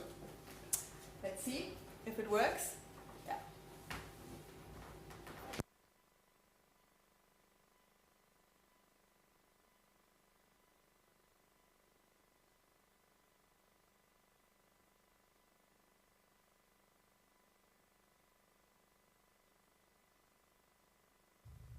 Hello from the National Museum of Contemporary History in Slovenia. My name is Corinne, and I'm going to give you a brief overview of the participatory approach to exhibition building we developed within the large-scale Creative Euro project titled Identity on the Line. In 2001, the National Museum of Contemporary History opened a temporary exhibition titled Up You Go, Stories about Identities on the Line. The exhibition incorporated oral history methodologies and was based upon the personal stories of 14 informants and their descendants. It presented the migration process that brought almost 300,000 people to Slovenia from the former Yugoslavian republics in the period after World War II. Despite having been the subject of numerous academic research, it was the first time this migration process was presented within a National Museum's exhibition.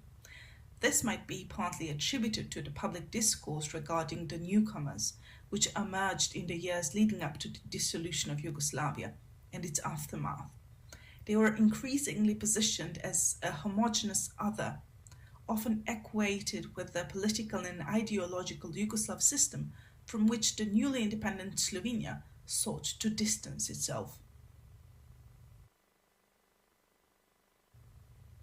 Discriminatory treatment, ethnic prejudice, and stereotypes had an undeniable impact on these communities, culminating in the Affair of the Erased when 25,671 people of non-Slovene origin were erased from the permanent residence record, losing all the rights they had hitherto enjoyed. Fractions also arose within individual communities that were affected by ideological conflicts and the divisions of the Yugoslav wars that were fought on and off for almost a decade. In recent years, the stigmatization of individuals and groups with immigration background is resurfacing in Slovenia and other European countries as well, contributing to a climate of exclusion and scapegoating which is being expressed at a societal as well as on a political level. It is therefore not surprising that the informants involved in the exhibition Up You Go were often reluctant to share their stories publicly. The reasons were varied. Some cited pressure from family members, others were advised to not provide details related to their experience of the war in fear, 30 years later, of possible retaliation. Others were worried that their own multifaceted and diverse experiences would be reduced to damaging and trite stereotypes. Besides highlighting the sensitivity of the topic, these attitudes speak to a sense of discomfort with public exposure of an immigrant identity, pointing to a discrepancy between individual and collective values, and at the perceived inconsistencies of the museum as an institution bearing collective values and exerting institutionalized cultural power. At this juncture, several ethical and technical questions emerged.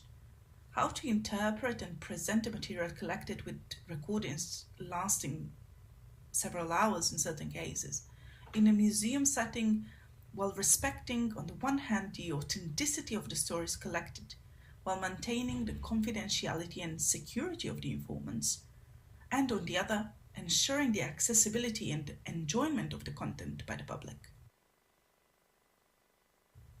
The curatorial team postulated that by increasing the participation of the informants in the design process, by creating the exhibition in dialogue with them and not about them, we could open the space to talk about sensitive experiences as well as give the informants the tools and the power to make informed choices about the way their stories would be presented within the exhibition.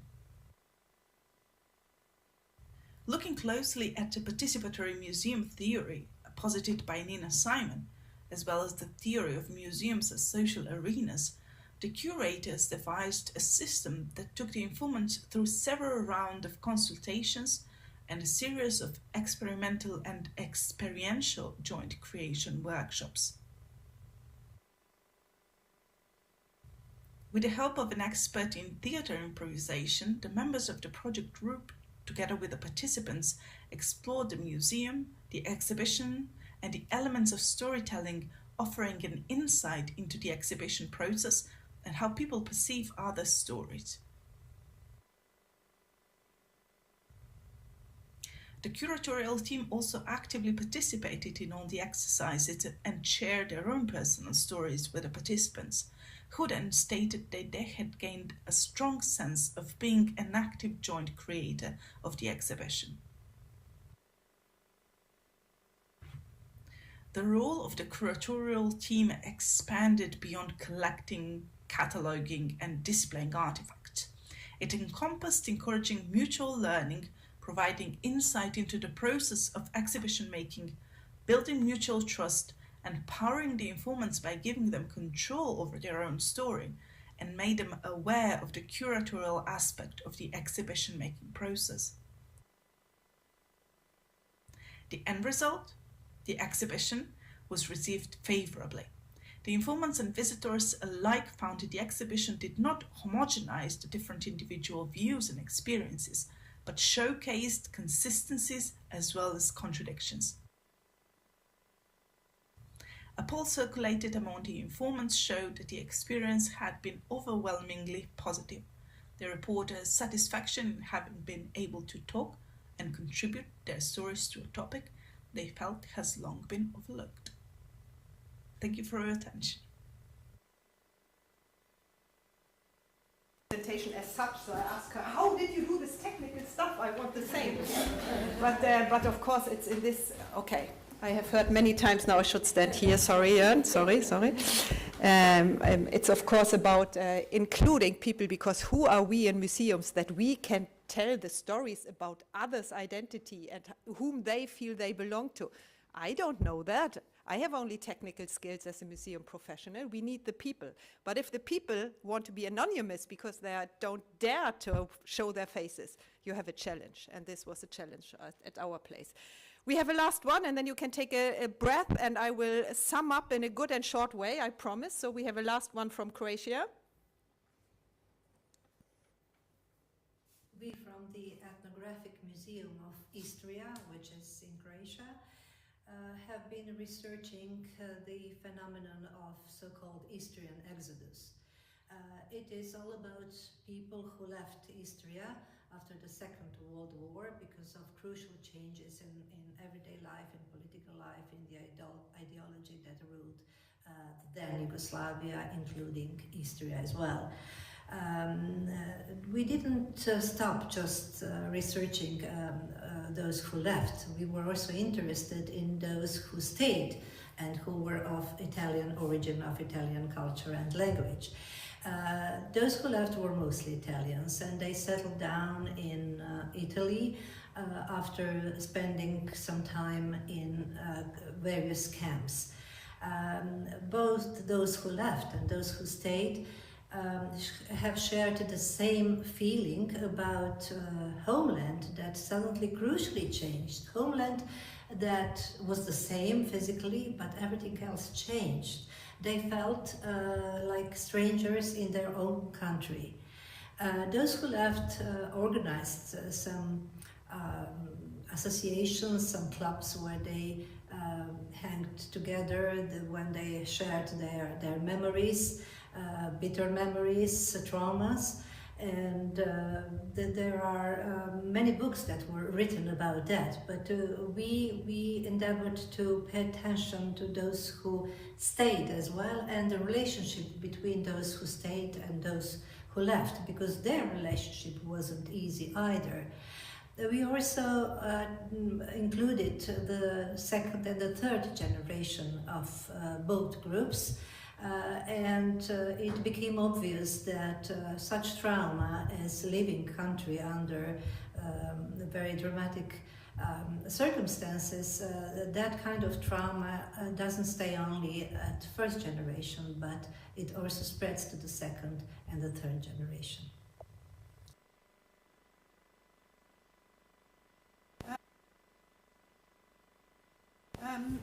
These were my colleagues, as you heard, almost all of them, and you find, as I said, more information about the background material and them, of course, on the internet. What we are doing with this material, and I just want to sum it up because then I come to my point, how much the reach out surprised us.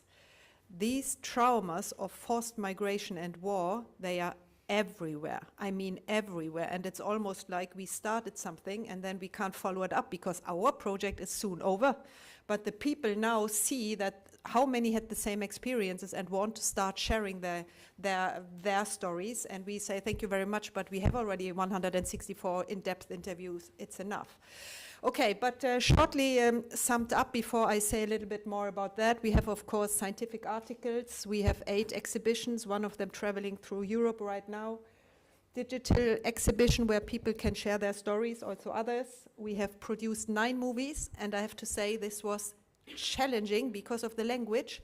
We are 7 European countries, 7 European languages, plus English. Everything you do in 8 languages, that is a challenging thing.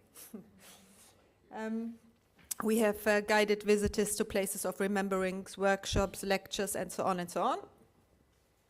And we are developing school packages, which I think are extremely important because it's the young people we have to talk about. I just want to stop here, very, very short moment, because this is what I just said. After we started working on this, we had so many inquiries from people who want us to have a lecture, they want to talk to us, because this is everywhere. Hopefully, we get the possibility to show our exhibition for 6 months, besides the European Parliament in Brussels next year, with a side program for 6 months. And our goal is to actually reach out to the parliamentarians of the to the members of the European Parliament and say, listen, this is what we found in our research. 3 generations of people in 7 European countries. Trauma goes in generation. It doesn't disappear. We need massive action to stop the trauma transfer from one generation. One thing is the migrants, and the children have, of course, the worst conditions ever. But the second thing is that if there are no massive actions also taken for somehow telling about the traumas again and again and again in many institutions, it will just go on from generation to generation, and that's the point. It doesn't stop, it doesn't disappear, as many of our first generation migrants thought. I never said something. How could my kid sense it? Yes, you can, and the societies can also. Okay, you can see I get very engaged talking about this, and I will round off now because I can see my time limit is going on. Going out, not on, it's going out. I just want very short, because this is a European project. We could talk about the whole world, the mechanisms as the same, but this is a European project, and I shortly want to say something about the Sustainability Development Goal, short SDG. And there are 17. It looks very boring, but if you look a little bit closer, it is actually a great concept. If we would manage to embrace all these 17 SDGs, we would be a different place. Only our project, very shortly here, has addressed these 4.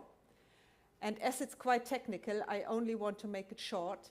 We hope, of course, that with our project, we somehow contribute to reduce the differences between the nations. This is a level of nations with and among countries. And as we heard already in your speech in the beginning, there are so many differences between the nations, and if one nation takes an action, the geopolitical consequences are huge for the other nations around them, and then in the end for the people.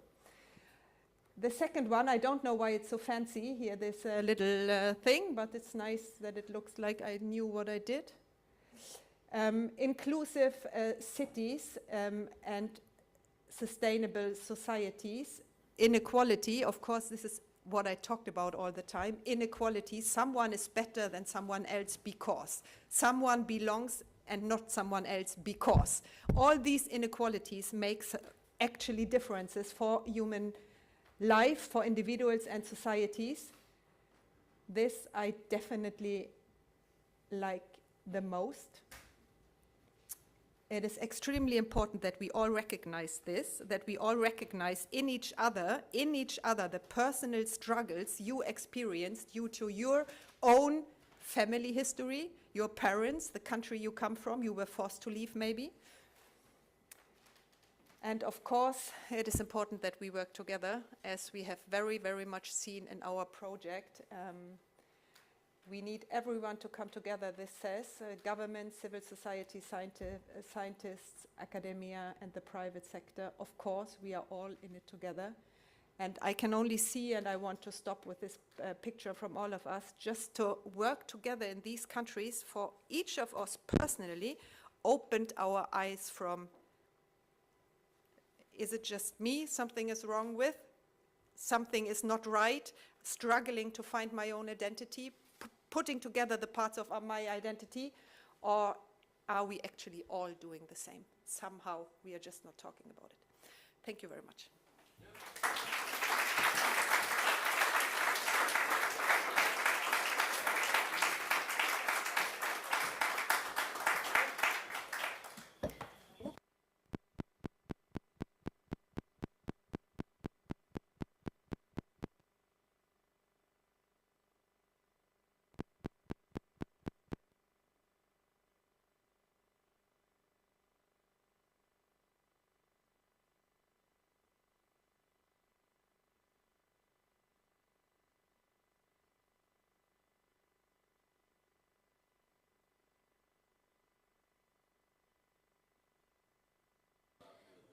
It's the feedback, yeah. Thank you so much, Dr.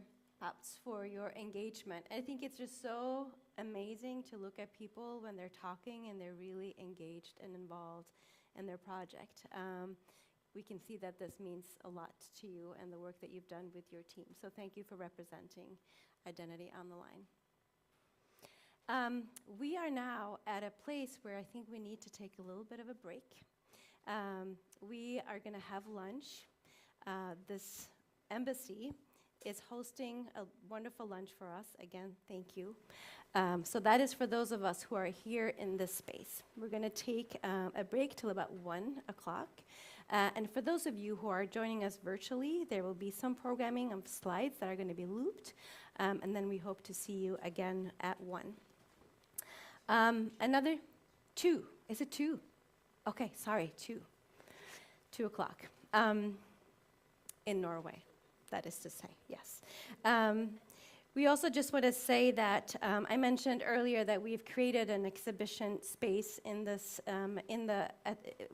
area out here where you come in, and we're going to talk more about that in the second half of the program. But we encourage you to take some time and look at the exhibit and the pieces that have been created by high schoolers in Norway.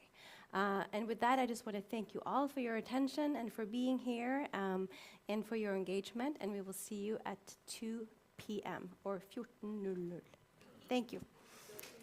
Huh? Yeah. Oh, yeah.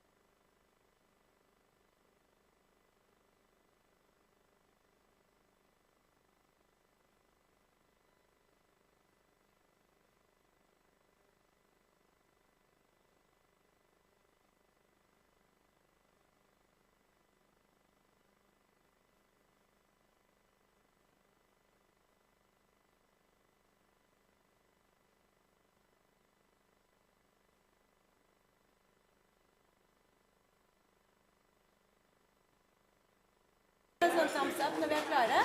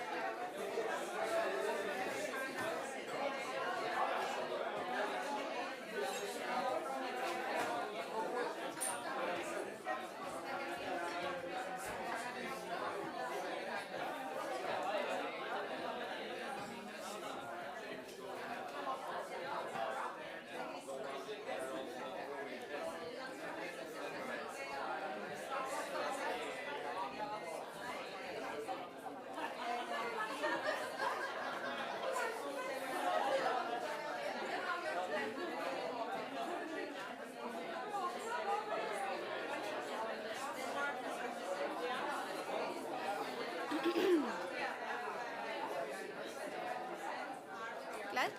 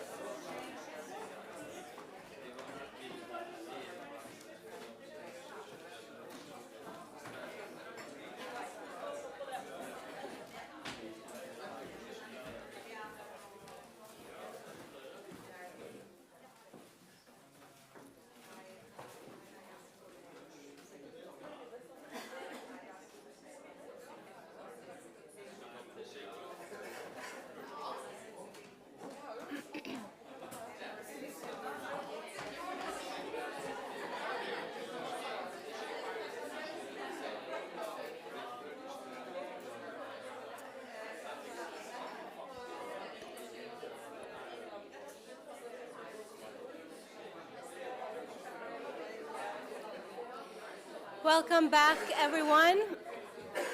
Can you hear me okay? I'm going to do the real knocking this time.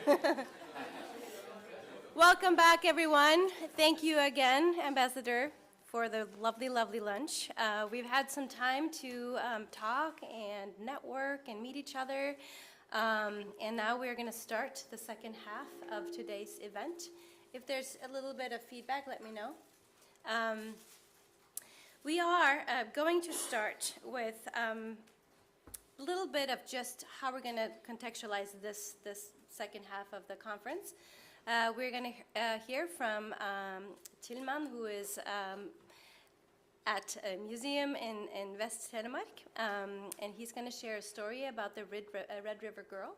And then we're going to hear from the younger generation. I think part of who we want to be in this world is not just about the politicians or the researchers, but each one of us in terms of who are we and who do we want to be? How do we want to serve? How do we want to welcome?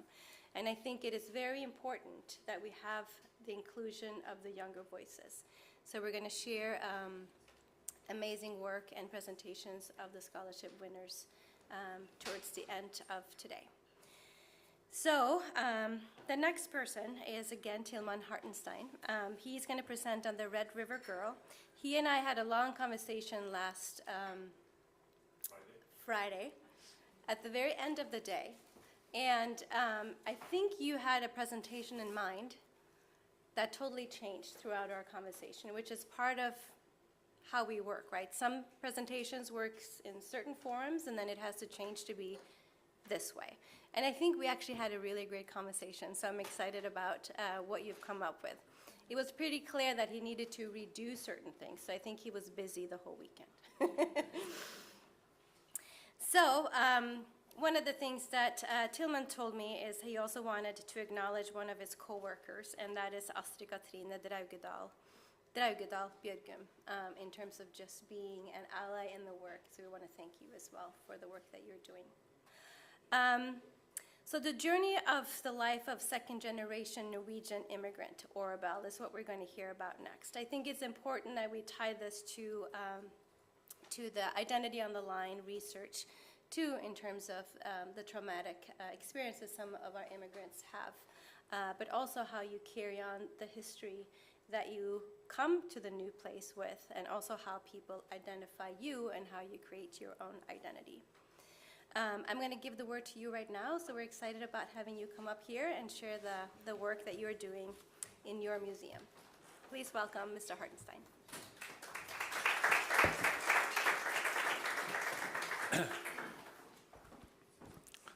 Thank you, Bettine, for the nice introduction. I saw in the program I was titled Communications Manager. That's nice. Actually, I look at myself more than a kind of hands-on exhibition producer or something like that. So thanks for the promotion. And actually, as you can see in my name, I'm not Norwegian. And in the same way that Katrin talked before me, I came from Germany to Norway many years ago, I suppose. You too? Yeah. I hope this is a mere coincidence.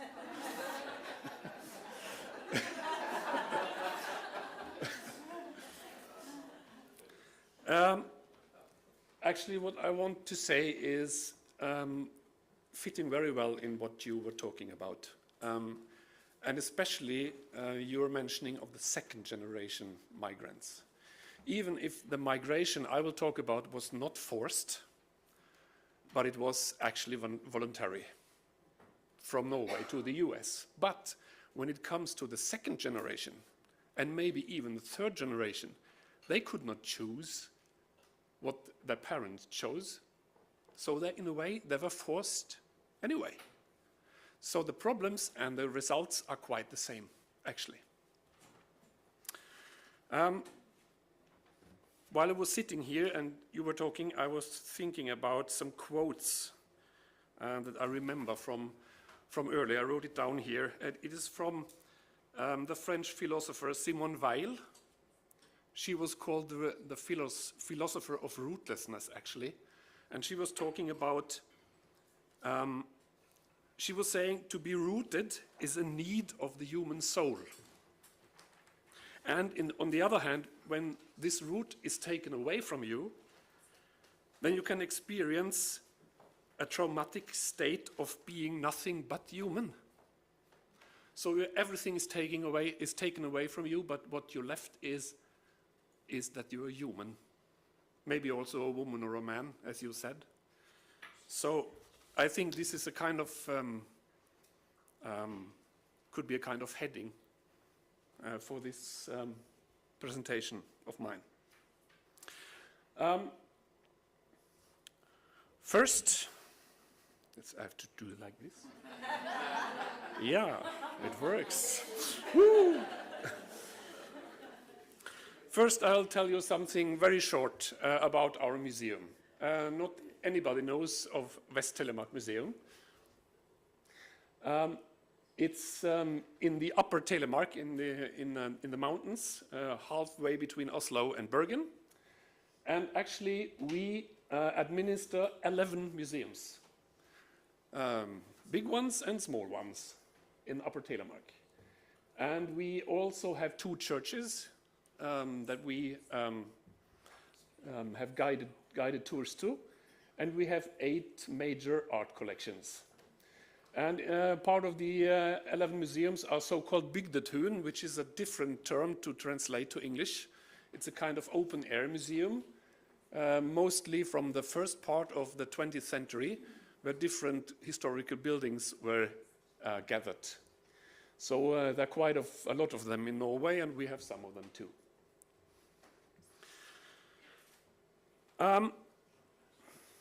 Our museum deals with issues that often are called genuine Norwegian culture. You see it here, folk music, bunad, that is folk costumes, knife making, rose painting, silversmithing, and things like this. And I think these are elements that are part of the, maybe you could call it a Norwegian ethnicity, at least in the 20th century maybe, or 19th century actually. It was very important parts of what was called Norwegian. And the reason for that is, of course, that the politicians, before the Norwegian independence in 1905, they were traveling from Christiania, which was the name of Oslo at that time, to Telemark because it was nearby. So in a way that was quite unjust, because they forgot about all the coastline and the west coast of Norway, and they forgot, of course, about northern Norway. So in a way it's unjust, but that's how it is. So we are dealing with this notion of genuine Norwegian culture. Here you see our museums. They are quite dispersed on a big area. To drive from Arabygdi down to Fyresdal takes 1.5 hours with a car. So the big question is, and it was our starting point for that project, how can a dispersed and rural museum that focuses on folk art and rural culture address the issue of migration, ethnicity, and identity? Of course, we have a lot of immigrants in Upper Telemark, most of them from other Western countries and Scandinavian countries, and they are completely integrated and very invisible. You cannot really see them. And then we have some small communities of refugees from other countries too. But how can we understand them better?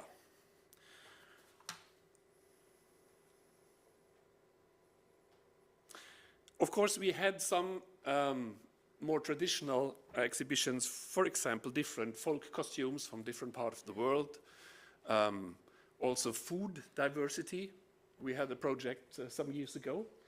But the question we were asking in 2018 was, can we learn something about immigrants to Norway by following Norwegian immigrants to another country? In a way, the other way around.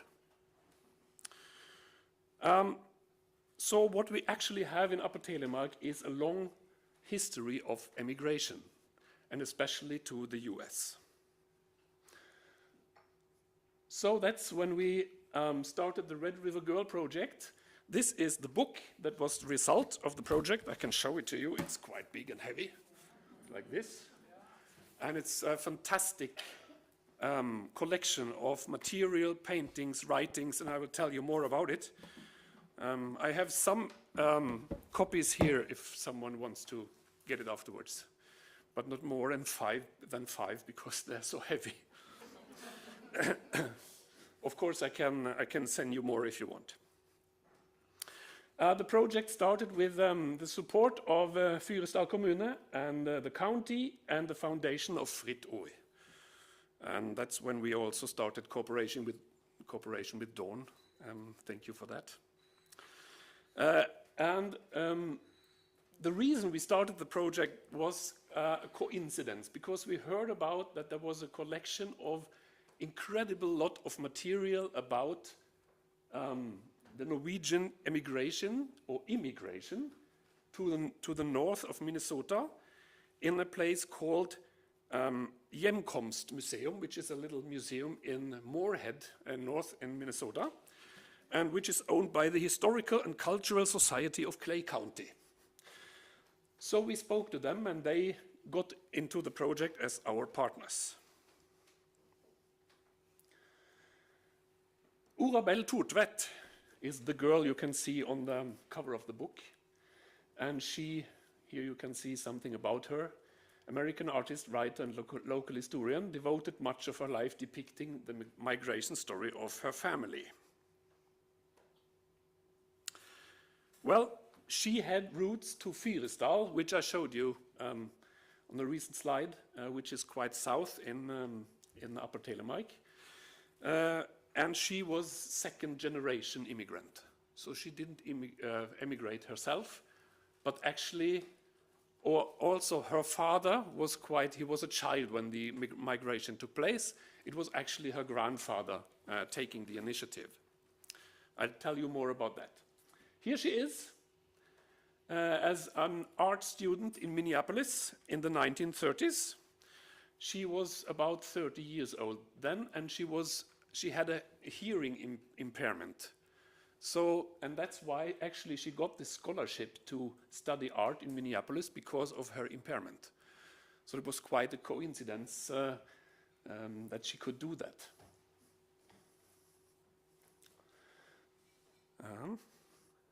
There. In the attic of the Thortvedt farm, I will tell you more about that later, she had a working place, like you see here. It was her secret space.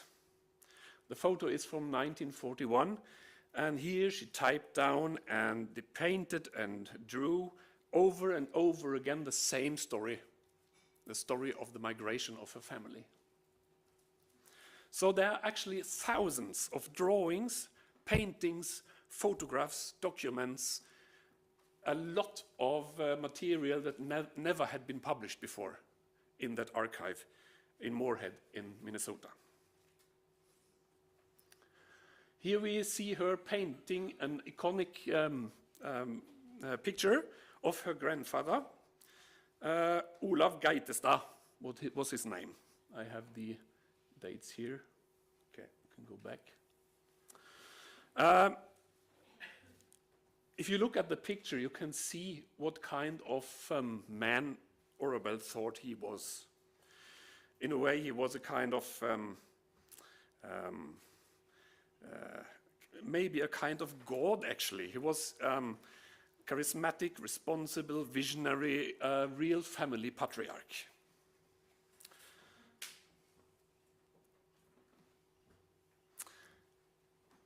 If you had asked Orabel, what is your ethnicity? I think she had said it's, of course, Norwegian with a big N. Because everything in her life just was connected to being Norwegian. But actually, when we were working our way through this material, we found out that maybe we have to deconstruct this a little. And I'll show you why. There was also a very, very strong psychological state of mind at Orabel's, in Orabel's mind, that was connected to being a second-generation migrant more than Norwegian.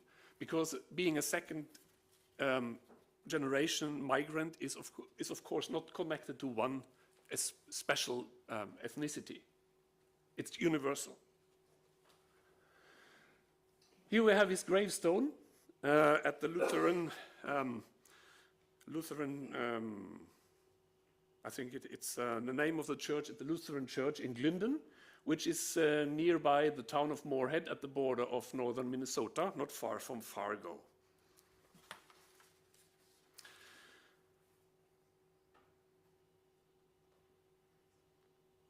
This is how Orabel imagined the departure of the family from Tvedestrand with this old Russian sail ship. I don't think it looked like this, but it's a very romantic idea. And that's in a way a kind of symbol for how she managed with all this, the storytelling she was experiencing as a child, because her grandfather, her grandparents, and also her father did tell her a lot about that migration, and she, in a way, made her own pictures out of that.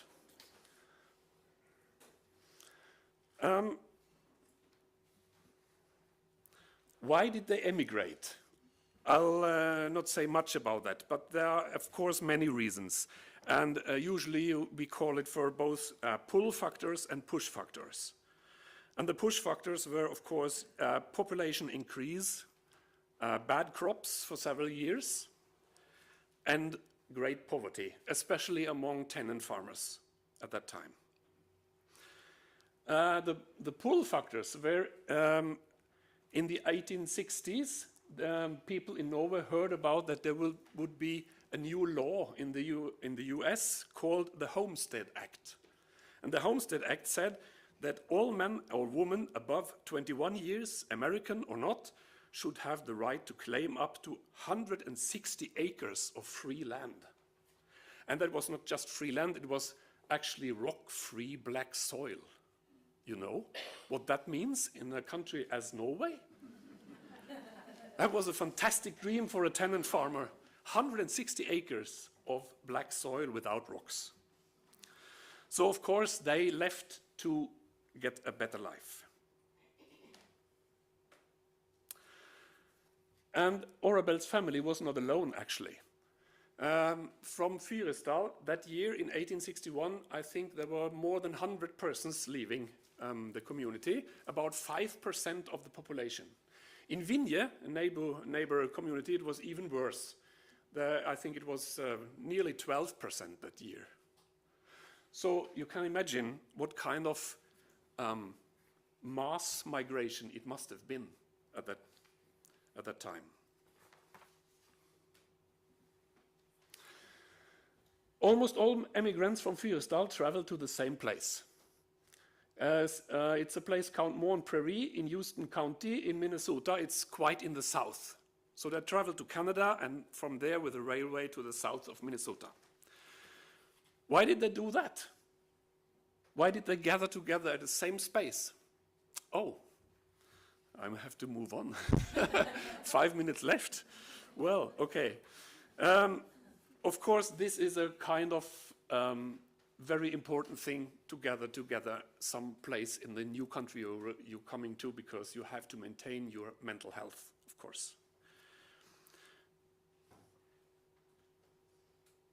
But in 1870, Olaf's family moved on from Houston to the Wild West. So they actually went on. I have to just drop some slides here. I'm sorry. You can see here is the migration from Houston and to the north of Minnesota, as Orabel imagined it. And in July 1870, the Thortwets claimed homeland at the Buffalo River in Clay County.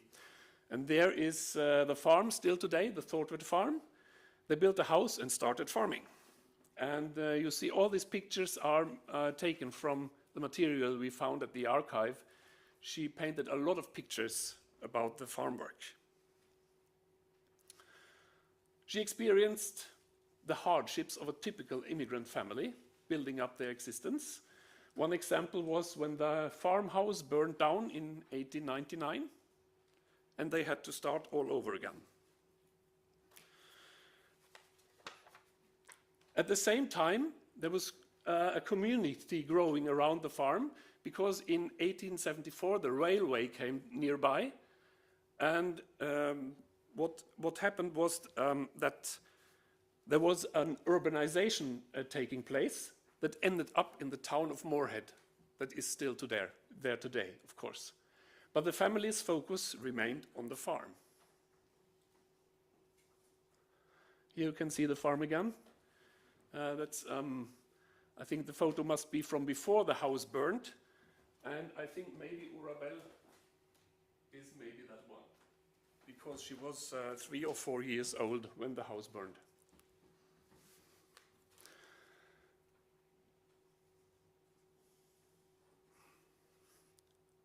As I told you, in 1930, Orabel was 34 years old and became a student of art and specialized in animal painting. You can see it here. This is a kind of how she imagined how it could be in Norway before they emigrated. This is a place called Skåri in Heyerdahl, and you see the wolves coming down from the woods. It's not sure it really was like this, but it's her imagination. Actually, she got her own atelier in Minneapolis, and she got a wealthy group of customers buying pictures from her, so she had the chance to establish herself as an artist in Minneapolis. But she didn't. So what happened? In 1936, both parents died, and Orabel returned to the farm, staying there with unmarried siblings for about 50 years. And she died in 1983. So that's in a way a tragic story. But of course, in these 50 years, she was not completely involved with only farm work. She did all this production of paintings and writings and documentation in that time.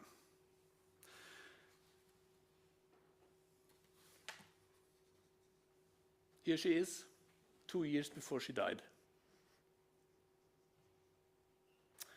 So let me say something about her identity and about ethnicity in that connection. The ethnicity part, the Norwegian part of her thinking was, of course, connected to nostalgia, because she was never in Norway by herself. She had never experienced the Norwegian society, so she had only books and stories and photographs to help herself how she could imagine the Norwegian past. Here you can see it. She, of course, idealized Norway. It was not longer a country of hardship and poverty, but it was a hardship of wonder and harmony and dancing. And this very often is the case, I think, when it comes to second-generation immigrants, because the first generation, they embrace the new community they come to, because they know what they left behind.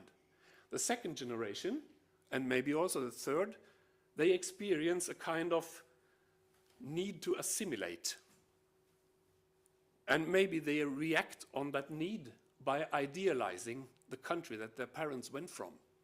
So this is very, very typical for many Norwegian Americans, and especially for Orabel.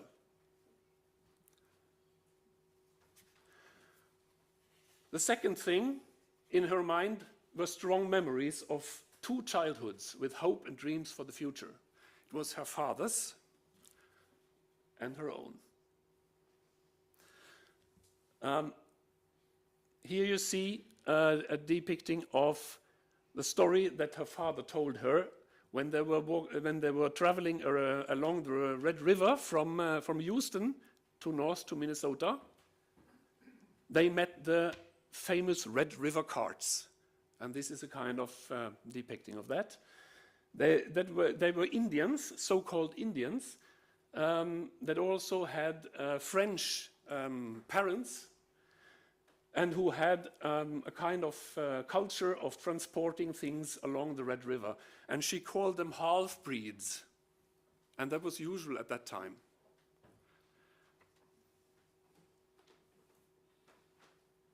Here we see a sculpture she made at an age of 14 or 15 at the Red River clay, out of Red River clay, and she started to call herself Red River Girl. So what's this notion of strong memories of two childhoods? I think it's about the notions of moving on, working to build up a life, creating a new home, getting to a better life, a very, very strong notion of hope and hope for the future. So that was very strong for her. At the same time, she was neglecting the world outside the Norwegian American community. She had only Norwegian neighbors. She actually talked quite badly Norwegian.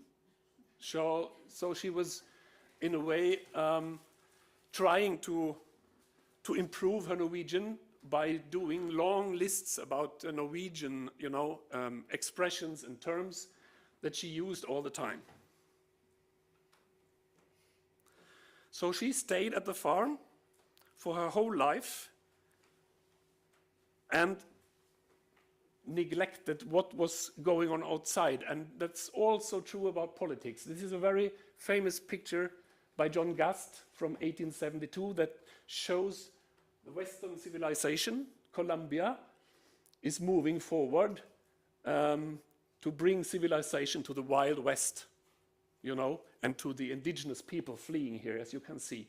And Orabel never doubted that ideology, actually.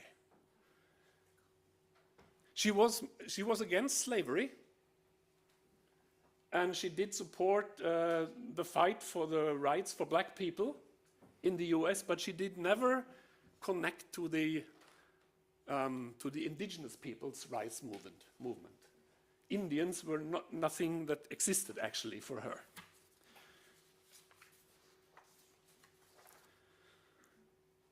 And last not least, she had a shame of not being a genuine American. And that's even more strange, because she was not thinking about indigenous people being the right Americans, the genuine Americans. No, the genuine Americans were actually maybe the Irish ones that came to America 150 years before the Norwegian ones.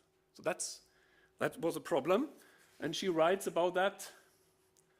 She says, as I grew older, I felt that these persons thought they were the genuine Americans.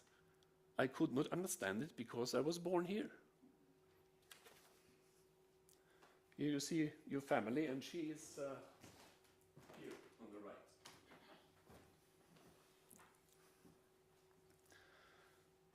So she was quite a complicated mind, actually. And it was a kind of tragic story, but of course she created all this wonderful material. So we had to use a lot of displays in the exhibition to explain her state of mind. So here is a kind of overview. Her mind has 4 layers. It was nostalgia, childhood memories, neglecting the outside world, and shame of not being a genuine citizen. Edward Said has said once that migration can cause a generalized condition of homelessness, he said. And I think that's maybe what she deepest inside experienced and tried always to compensate for. So this fantastic material was shown in an exhibition which was shown on several places. You can see up here in Norway, in Eidsborg, at our museum, and then on the right side in Moorhead, in the Gjenkomst Museum there, and then also in a local historic museum in Houston, in the south of Minnesota. And actually, our museum got a Heritage Award. You see here on the right side, we have a nice, I think it's a kind of glass thing that was sent from the US to us. It's the Clay County Heritage Award. So it was nice. So I like this quote very much because it gives maybe a kind of comfort. Everyone comes from somewhere else. So I think if one understands what the state of mind of Orabel Thortvedt, I think you can understand a lot about yourself.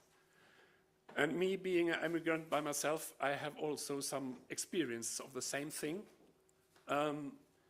Being homeless in a way, looking for something to connect to.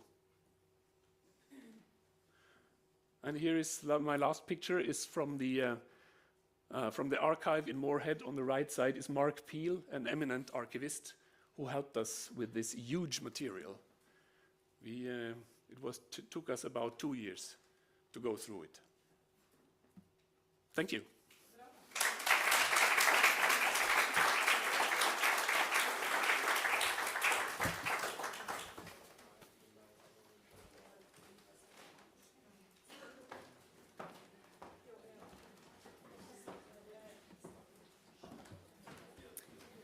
Thank you so much for sharing that story with us. I think it's amazing that one person's story has taken 2 years to go through. And I think it's also very interesting to think about identity being created based on your forefathers. You were actually born in a country, but you're creating a reality that is based on stories told and maybe a wish of something that was before. I also want to say that, yes, the Norwegian immigration to the United States were maybe not forced, but it was out of necessity for some people. And you didn't just come to land. You actually stole land. And I want to just say that too, because I think we have this idea that Norwegians came and people came to the Americas and there were just all this land available. It wasn't available necessarily. It was stolen and it was bought. So I just want to say that because there's a traumatic experience for those who are maybe a little bit different nowadays. But in terms of when the immigration happened, the trauma that was put upon the Native American societies and communities in the United States is still continuing. So I think, too, we need to think about what countries feel when they are experiencing something that is just taking over. I also want to say I'm an immigrant to the United States. I grew up in Norway. I moved into Minneapolis, St. Paul, where there's a huge community of Norwegians. I am almost looked upon as a royal, right? Because I'm real Norwegian. But I'm also, fighting this identity that you talked about in terms of who they think I am, right? And there is the lusekofte, there is the lefse, there is all of that still. And I'm like, that's not Norway anymore. And do we need to hold on to that? Yeah, maybe we do. But there's also another side to that story. I hope that we will find treasures like Orabells in this country in a few years of new immigrants to this country, and that museums actually will take the time to dig through that work and create a 5-part book of that story. I really do. I'm going to move now to the Thor Heyerdahl Scholarship stipends and the people that have received those. I think it's just really engaging that the Norwegian government provided money to the Thor Heyerdahl Institute to really push forward the younger generation's voices. Some of the people that have won prizes this year are immigrants to Norway themselves, and some of them are not. There is a role in society of art, and I want to just read a quote that was written by Eden Gallery. She says, "Art is a reflection of society and culture. It helps us understand that we are as human beings, who we are as human beings, and influences how we relate to one another. Art is an expression of our inner thoughts, feelings, and experiences. It is also an expression of creativity that can be used for self-reflection or social influence." Today we have 3 young, amazing people from Fyrstigalén skole in Oslo. This school is unique because it draws students from different areas of the Oslo region, not just one. It is a diverse school that asks the big questions around life and future, and emphasizes collaboration between age groups and content areas. And they have this very sweet little motto or tagline that says, "Every day you grow a little." The school has a year-long photo class, and the participants and the winners have participated in that this last year in 2022. And the 3 winners are here today. There's also additional representatives out in the exhibit hall. So the theme for this year's competition was migration and identity.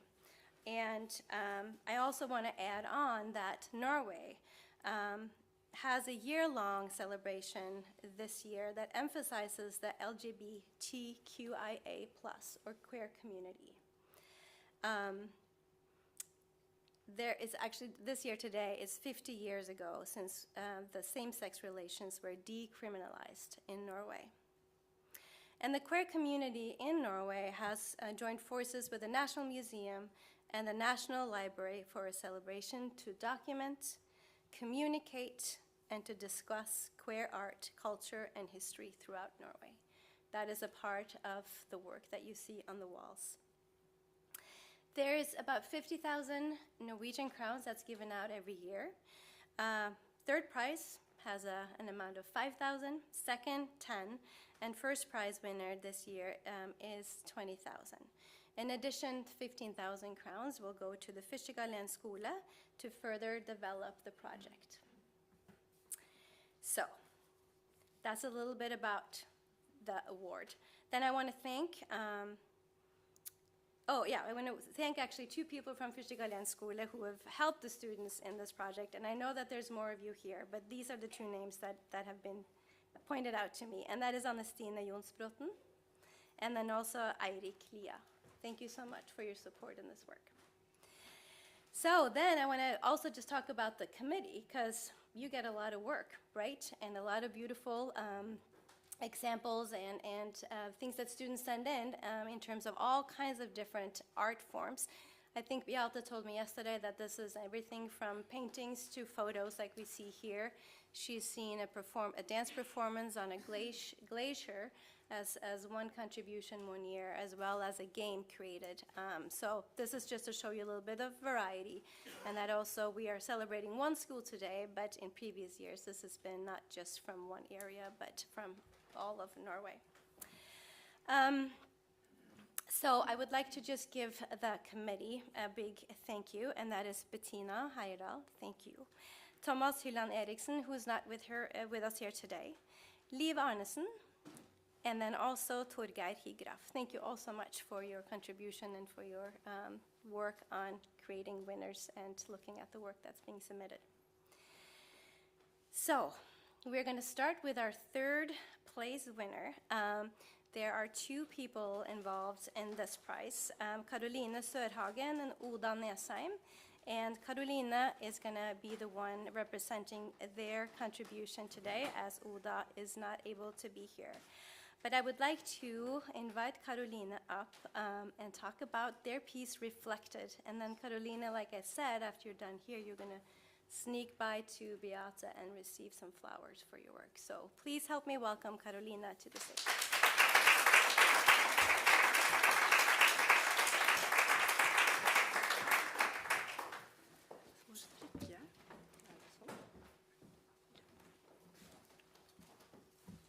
Hello, everyone.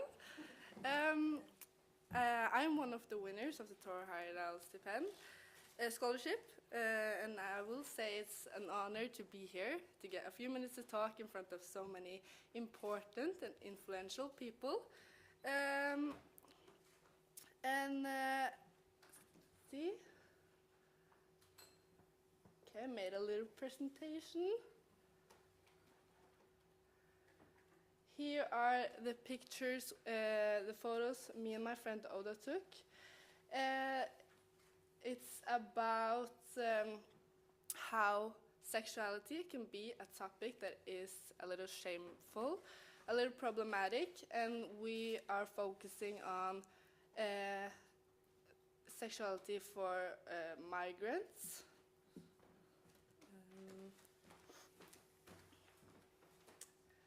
So the process of taking the photos, we found it really difficult to take pictures that was going to express such a big topic.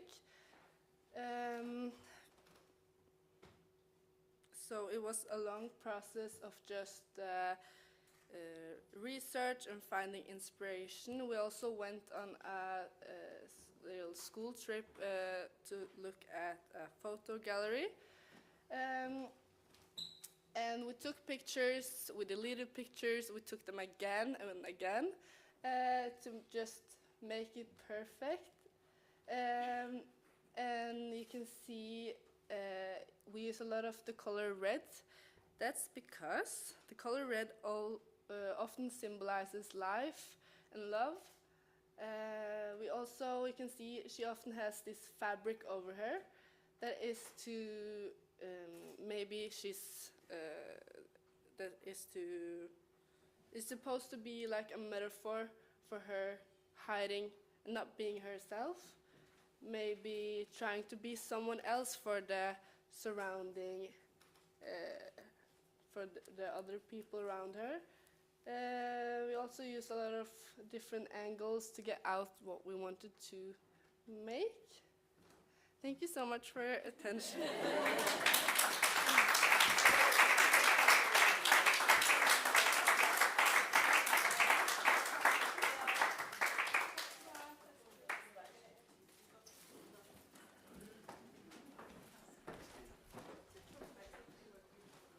Thank you so much, Carolina.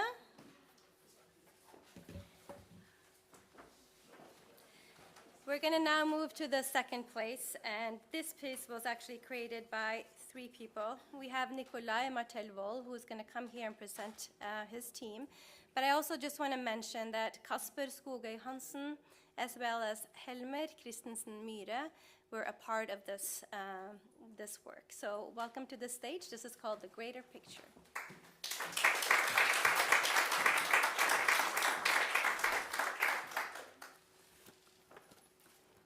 Hello. It's an honor to be here, and thank you. We created this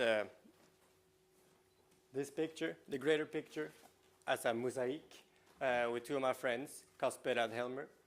And we wanted to create an art piece about the fact that we all are the same on the inside, and that we all create a bigger picture. How everyone matters, no matter where you come from or who you are, regardless of age, gender, and ethnicity. For me, it wasn't about the result, for me, it wasn't the result that was the joy, but rather the process, the people we photographed and talked to. We photographed friends, we photographed strangers, and we photographed this handsome fella.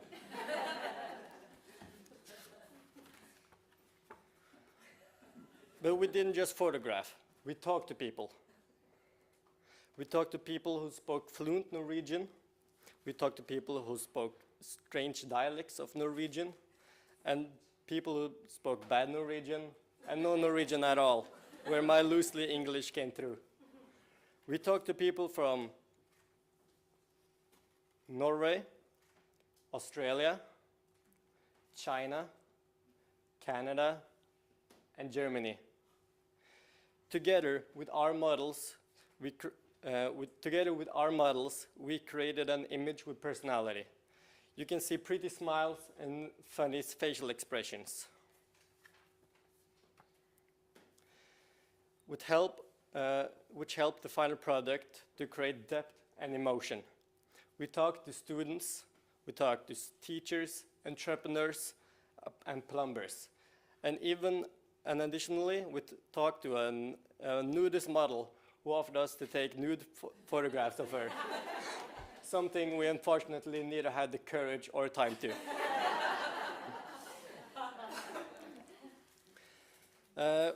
We as a group created good and bad memories, but most of them were good, of course. And I hope that you all can experience the same smiles and joys by looking into the eyes of our beautiful models. And thank you all for listening.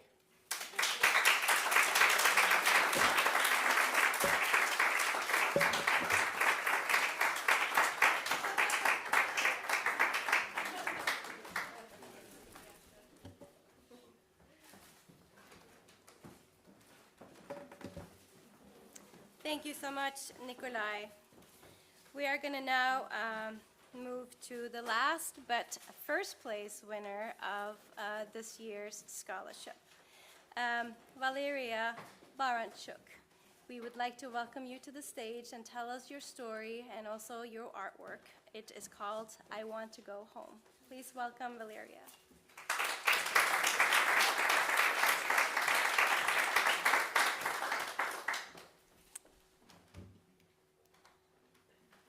Hello, ladies and gentlemen. My name is Valeria, and I'm very honored to be here and present my project for the Thor Heyerdahl Scholarship.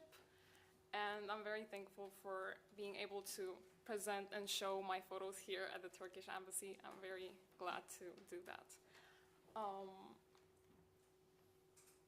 Is it?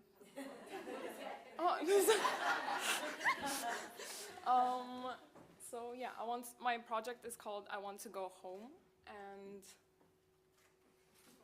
I would like to start talking a little bit myself because it has a big part of my project on why I chose to do this project.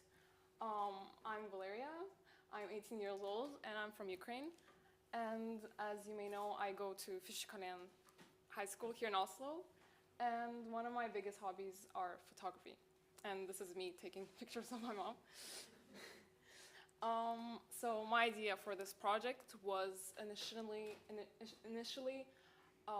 taking pictures of Ukrainian refugees, since the theme for this year's scholarship was migration and ethnicity and identity. So I decided to take this opportunity to show the lives of my people, of Ukrainian people that had to flee Ukraine. And since I'm Ukrainian myself, I wanted to show the situation of my family also. So I took 2 pictures of my aunts and my cousin and 4 strangers that I got to meet here and also when they came from Ukraine. And as I said, this is a very meaningful project for me since I'm from Ukraine and I really want to do something for my country. Since I'm here in Norway and I can't really do anything for the situation in my country, the only way I could help people of Ukraine or just Ukraine in general is to make a project like this to show the Norwegian people what it is like to be a refugee. So it's kind of like my duty as a Ukrainian person to show the situation now in Ukraine. The process. Since I started with this project in April, that was about a month into the war. There weren't a lot of refugees here in Oslo or in Norway, so it was really hard to find people who actually agreed to join this project. And many of the people I asked didn't really want to join because it was still very traumatizing to be able to talk about this or what they have experienced fleeing from Ukraine to Norway. So it took some time, and eventually I found a few girls and of course my aunt and my cousin that are a part of this project. And initially I took pictures, portraits, and they were holding items. I don't know if you saw on the pictures, but they were holding items which are very important for them or have a good meaning or a special meaning for them. It's the items they took from Ukraine when they were fleeing. And some of them are passports, an earring that the girl got her from her boyfriend. My cousin is just a computer. So that's initially what the project was. It's portraits of the people and also interviews. And some people answered fully, like a whole text on how they fled the country and how they live in Norway right now, and some didn't really want to say a lot because they felt like it was very hard for them in this situation to talk about how they fled the country and their situation. So one of the girls only told like a few things about herself and not how she fled. So it was a very hard project for me also because I didn't want to put a lot of pressure on the people I interviewed also. And then lastly, I had to translate the interviews. It took me some time because I'm not very fluent in Ukrainian and neither Norwegian, so it took me some time to translate from Ukrainian to Norwegian, and all the interviews right now are in Norwegian, as you may know. So, yes. And this is one of the pictures. This is my aunt. And my message or my goal with this project, as I said, is to show the world, or specifically Norway, how it is to be a refugee, what it is like, and what their lives are like right now. And I really wanted to show the message, the lives of these people and what they had to go through, and their stories. I really wanted to tell the stories of these people.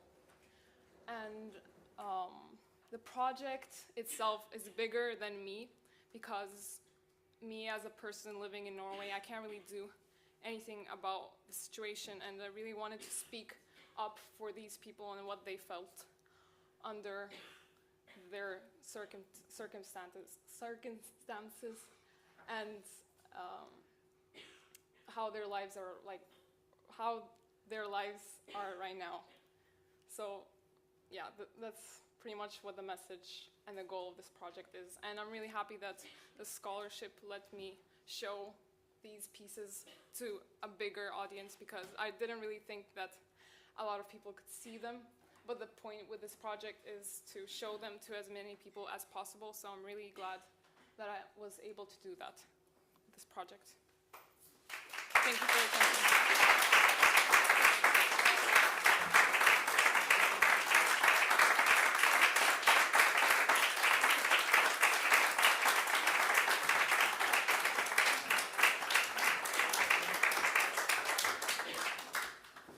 Thank you so much, all three of you. I think I want to just say what courage it must have taken to create these pieces, not just from your own personal standpoint, but also to interview and create relations with the people that you photographed. I think that takes a lot of courage, and I'm just really thankful for your contribution to really being a global agent for a better world that we are all hoping will exist.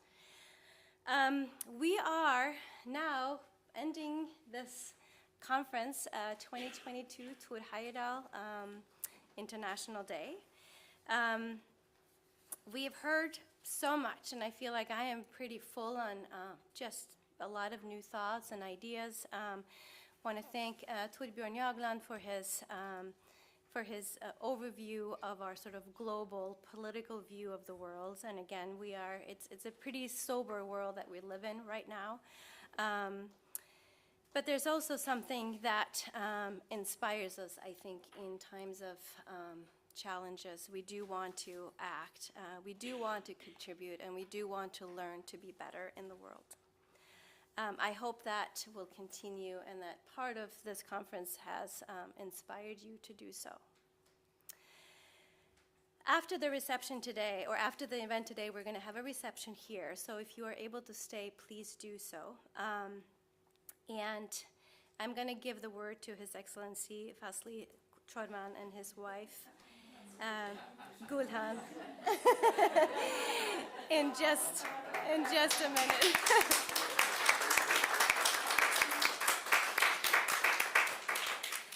I have learned that Ambassador Chodman and his wife are going home to Turkey very, very soon, and I just want to thank you for your diplomacy and for your collaboration and being a bridge between Norway and Turkey. So thank you for all of your work here.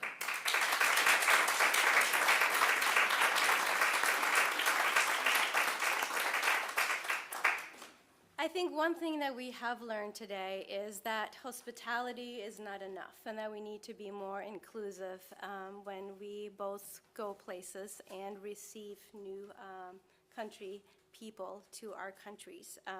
We need to work on inclusion and equity, and I think Thor Heyerdahl was really a wonderful role model in the work that he did. One of the things that was said earlier today is, you go to a new place, but who is on the other side? Whose place do you go to?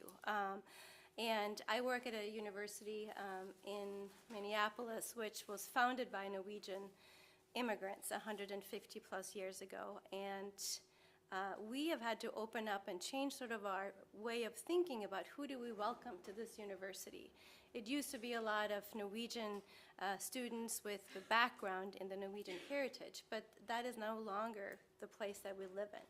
So we are really open to how do we open and welcome all people to this location. I'm very proud of actually supporting and being a representative from Augsburg University, even though I went to a different university in the United States. I think that is important. So as we're closing, we're going to have a fun reception. I'm going to have a glass of wine because I didn't during lunch. And we are also, at the very, very end, we're going to show a little snippet of the very last part of the Tigris expedition. And I want to highlight that expedition was a crew of 11 people from 9 different nationalities. They lived on a floating vessel in the ocean for 4.5 months together with different political views and cultural backgrounds, and they made it.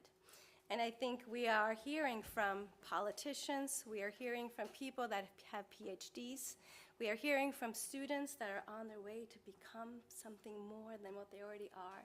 But we're also humans, and we don't necessarily need a huge education to be working towards a more positive place together.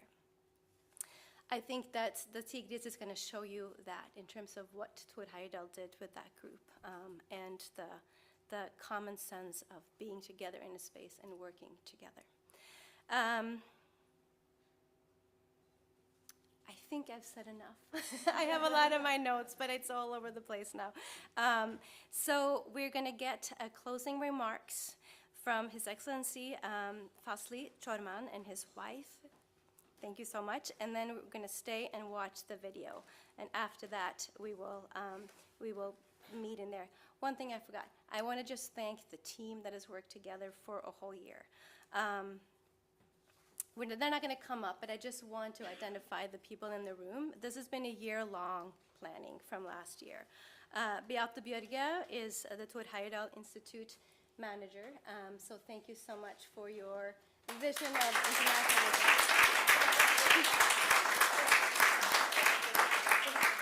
She's working closely with Jørn Spetalen, who is a project leader for the Thor Heyerdahl Institute. Thank you so much.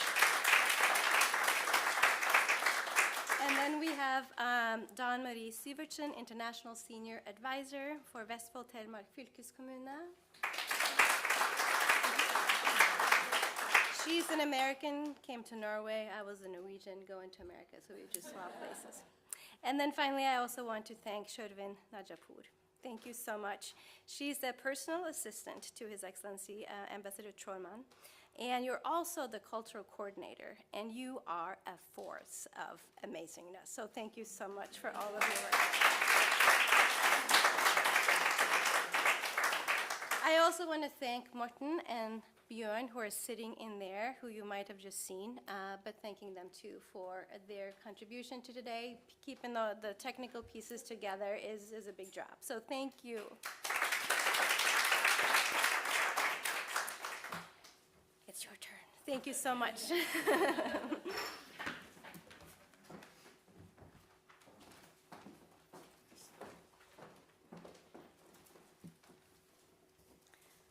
Dear guest, it's prepared by Fazla. Yes. Thank you for all attending the Thor Heyerdahl International Day 2022, Migration and Ethnicity. Since we are diplomats, we have been many places. This is our 7th country that we are serving. So a kind of the immigrating, we are, every 4 years later. So I can understand how difficult to adopt a new country, although we are, in a very confined environment, but I can understand as a wife of diplomats. We are very pleased and proud to have been here, have been host to you, and thank you very much for coming and sharing with us with wonderful event. We have enjoyed listening and to many great speeches today, and learned more about immigration and ethnicity, which is a familiar topic to our from Turkey. As our country has historically been a country of origin, transit, and destination for immigrants. We also learned about this great humanist, Thor Heyerdahl. I will always cherish this T-shirt and what's written on it. And I will wear it, definitely. Borders, I have never seen one, but I heard they exist in the mind of some people. Let us all work together towards the super goal, removing borders from people's mind. And thank you very much again for sharing.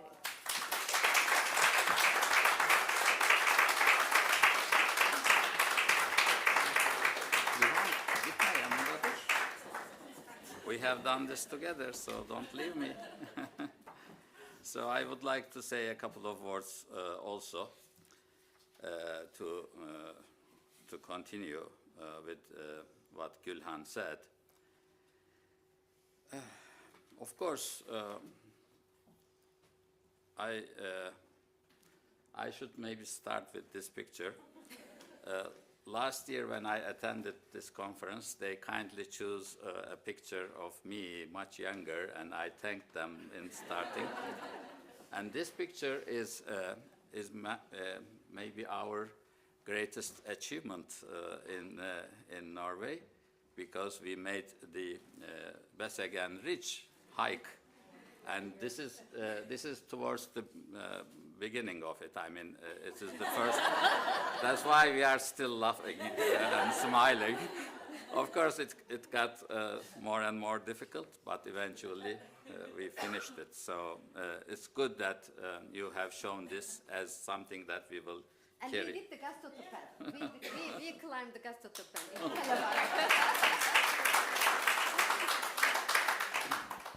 So, two small points to add to Gülhan's conclusions. One is how well the goal Gülhan mentioned, removing mind borders, works well together. Another migrant and a great humanist from our culture called Mevlana Celaleddin Rumi, and his call from the 13th century, Konya in the middle of Anatolia, Turkey, namely, come whoever you are, it doesn't matter, come again. So this was something that showed to the world that people in some cases may have to migrate, may have to move from one place to another, and the acceptance in the destination is very important. I don't know if it was this call that attracted them still 8 centuries later, but Turkey currently hosts one of the largest migrant populations in the world, as eloquently put forward by Torbjörn Jagland earlier today. The official number is 4 million, but we don't know how many of them are still in, or some of them are going back, and we try to handle this difficult situation. We have been working hard in this field as our government, international organizations, and NGOs are cooperating together to develop comprehensive policies and actions to sustainably manage migration and facilitate its potential positive outcomes. And from today's conference, I actually picked up a lot of information about how issues related to migration may transcend the generations, and how important it is to take care of the problems even at the very beginning. So it is something that will stick to my mind and will continue to convey our authorities back in Turkey. As the theme of this conference is migration and ethnicity, I would like to finish my words with a positive tone, that migration is not only an ancient practice of the humankind which enriched the life in the world, but it also continues to enhance our understanding and acceptance of ethnical diversity we enjoy, while being cognizant of the fact that way back into our roots, we are the humanity and are all the same or similar at least. Please stay after the program for a couple of drinks and some food and mingling to close this wonderful day. And I would like to have exchanges, conversations with, if possible, each and every one of you, because of this very interesting day should actually end with more conversations. Before closing my words, I would like to especially thank 2 persons that are here. There are many others that contributed, and we just applauded all of them. But there was a special attachment from our side to 2 wonderful persons, Beate and Jörn.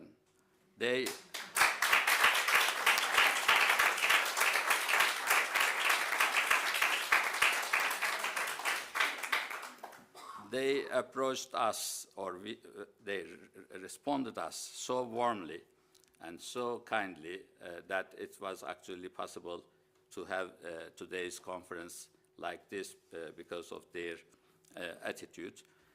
My only regret is that I met them and these wonderful people towards the end of my term here.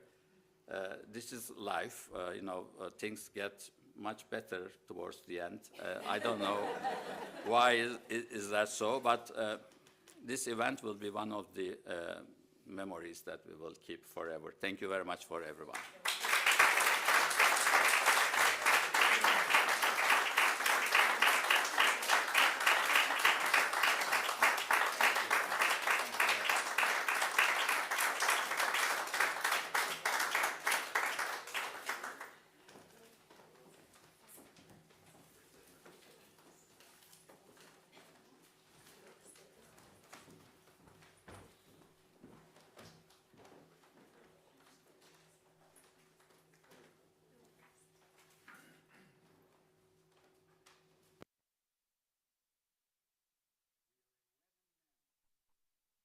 Governed by different political systems, and we have sailed together on a small raft ship of tender reeds and rope, a distance of over 6,000 kilometers. We are able to report that in spite of different political views, we have lived and struggled together in perfect understanding and friendship, shoulder to shoulder, in cramped quarters, during calms and storms, always according to the ideals of the United Nations, cooperation for joint survival. When we embarked last November on our reed ship Tigris, we knew we would sink or survive together, and this knowledge united us in friendship. We have felt that we've been living 5,000 years ago among really civilized people. And then suddenly we wake up to be in the year 1978, where wonderful people on both sides of the Red Sea are killing each other. And we know that people in all nations are so alike that to try to solve problem by killing other people that are like yourself is the greatest stupidity man ever invented. That's why we've sailed under the United Nations flag. It is. It's from Larvik. It's from Georgia. It is from my own town. Today we burn our proud ship with sails up and rigging and vessel in perfect shape to protest against the inhuman elements in the world of 1978, to which we have come back as we reach land from the open sea. We are forced to stop at the entrance to the Red Sea, surrounded by military airplanes and warships from the world's most civilized and developed nations. We are denied permission by friendly governments for security reasons to land anywhere but in the tiny and still neutral Republic of Djibouti, because elsewhere around us, brothers and neighbors are engaged in homicide with means made available to them by those who lead humanity on our joint road into the third millennium. To the innocent masses in all industrialized countries, we direct our appeal.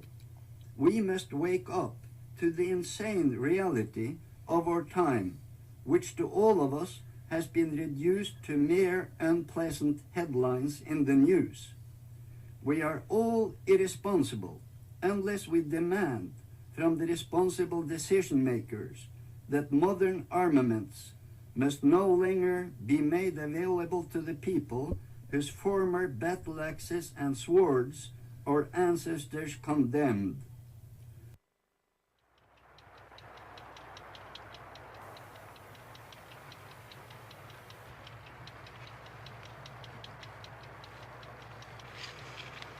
She really looks strange with her sails up and not a soul aboard. It looks beautiful.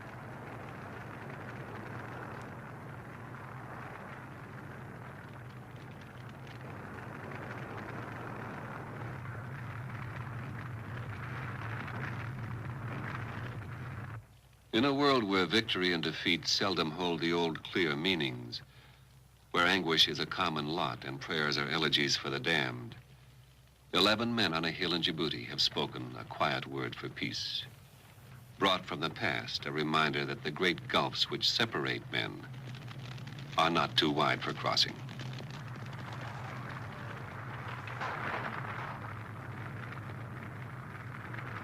There was still a lot of life in that ship, huh? A lot of life.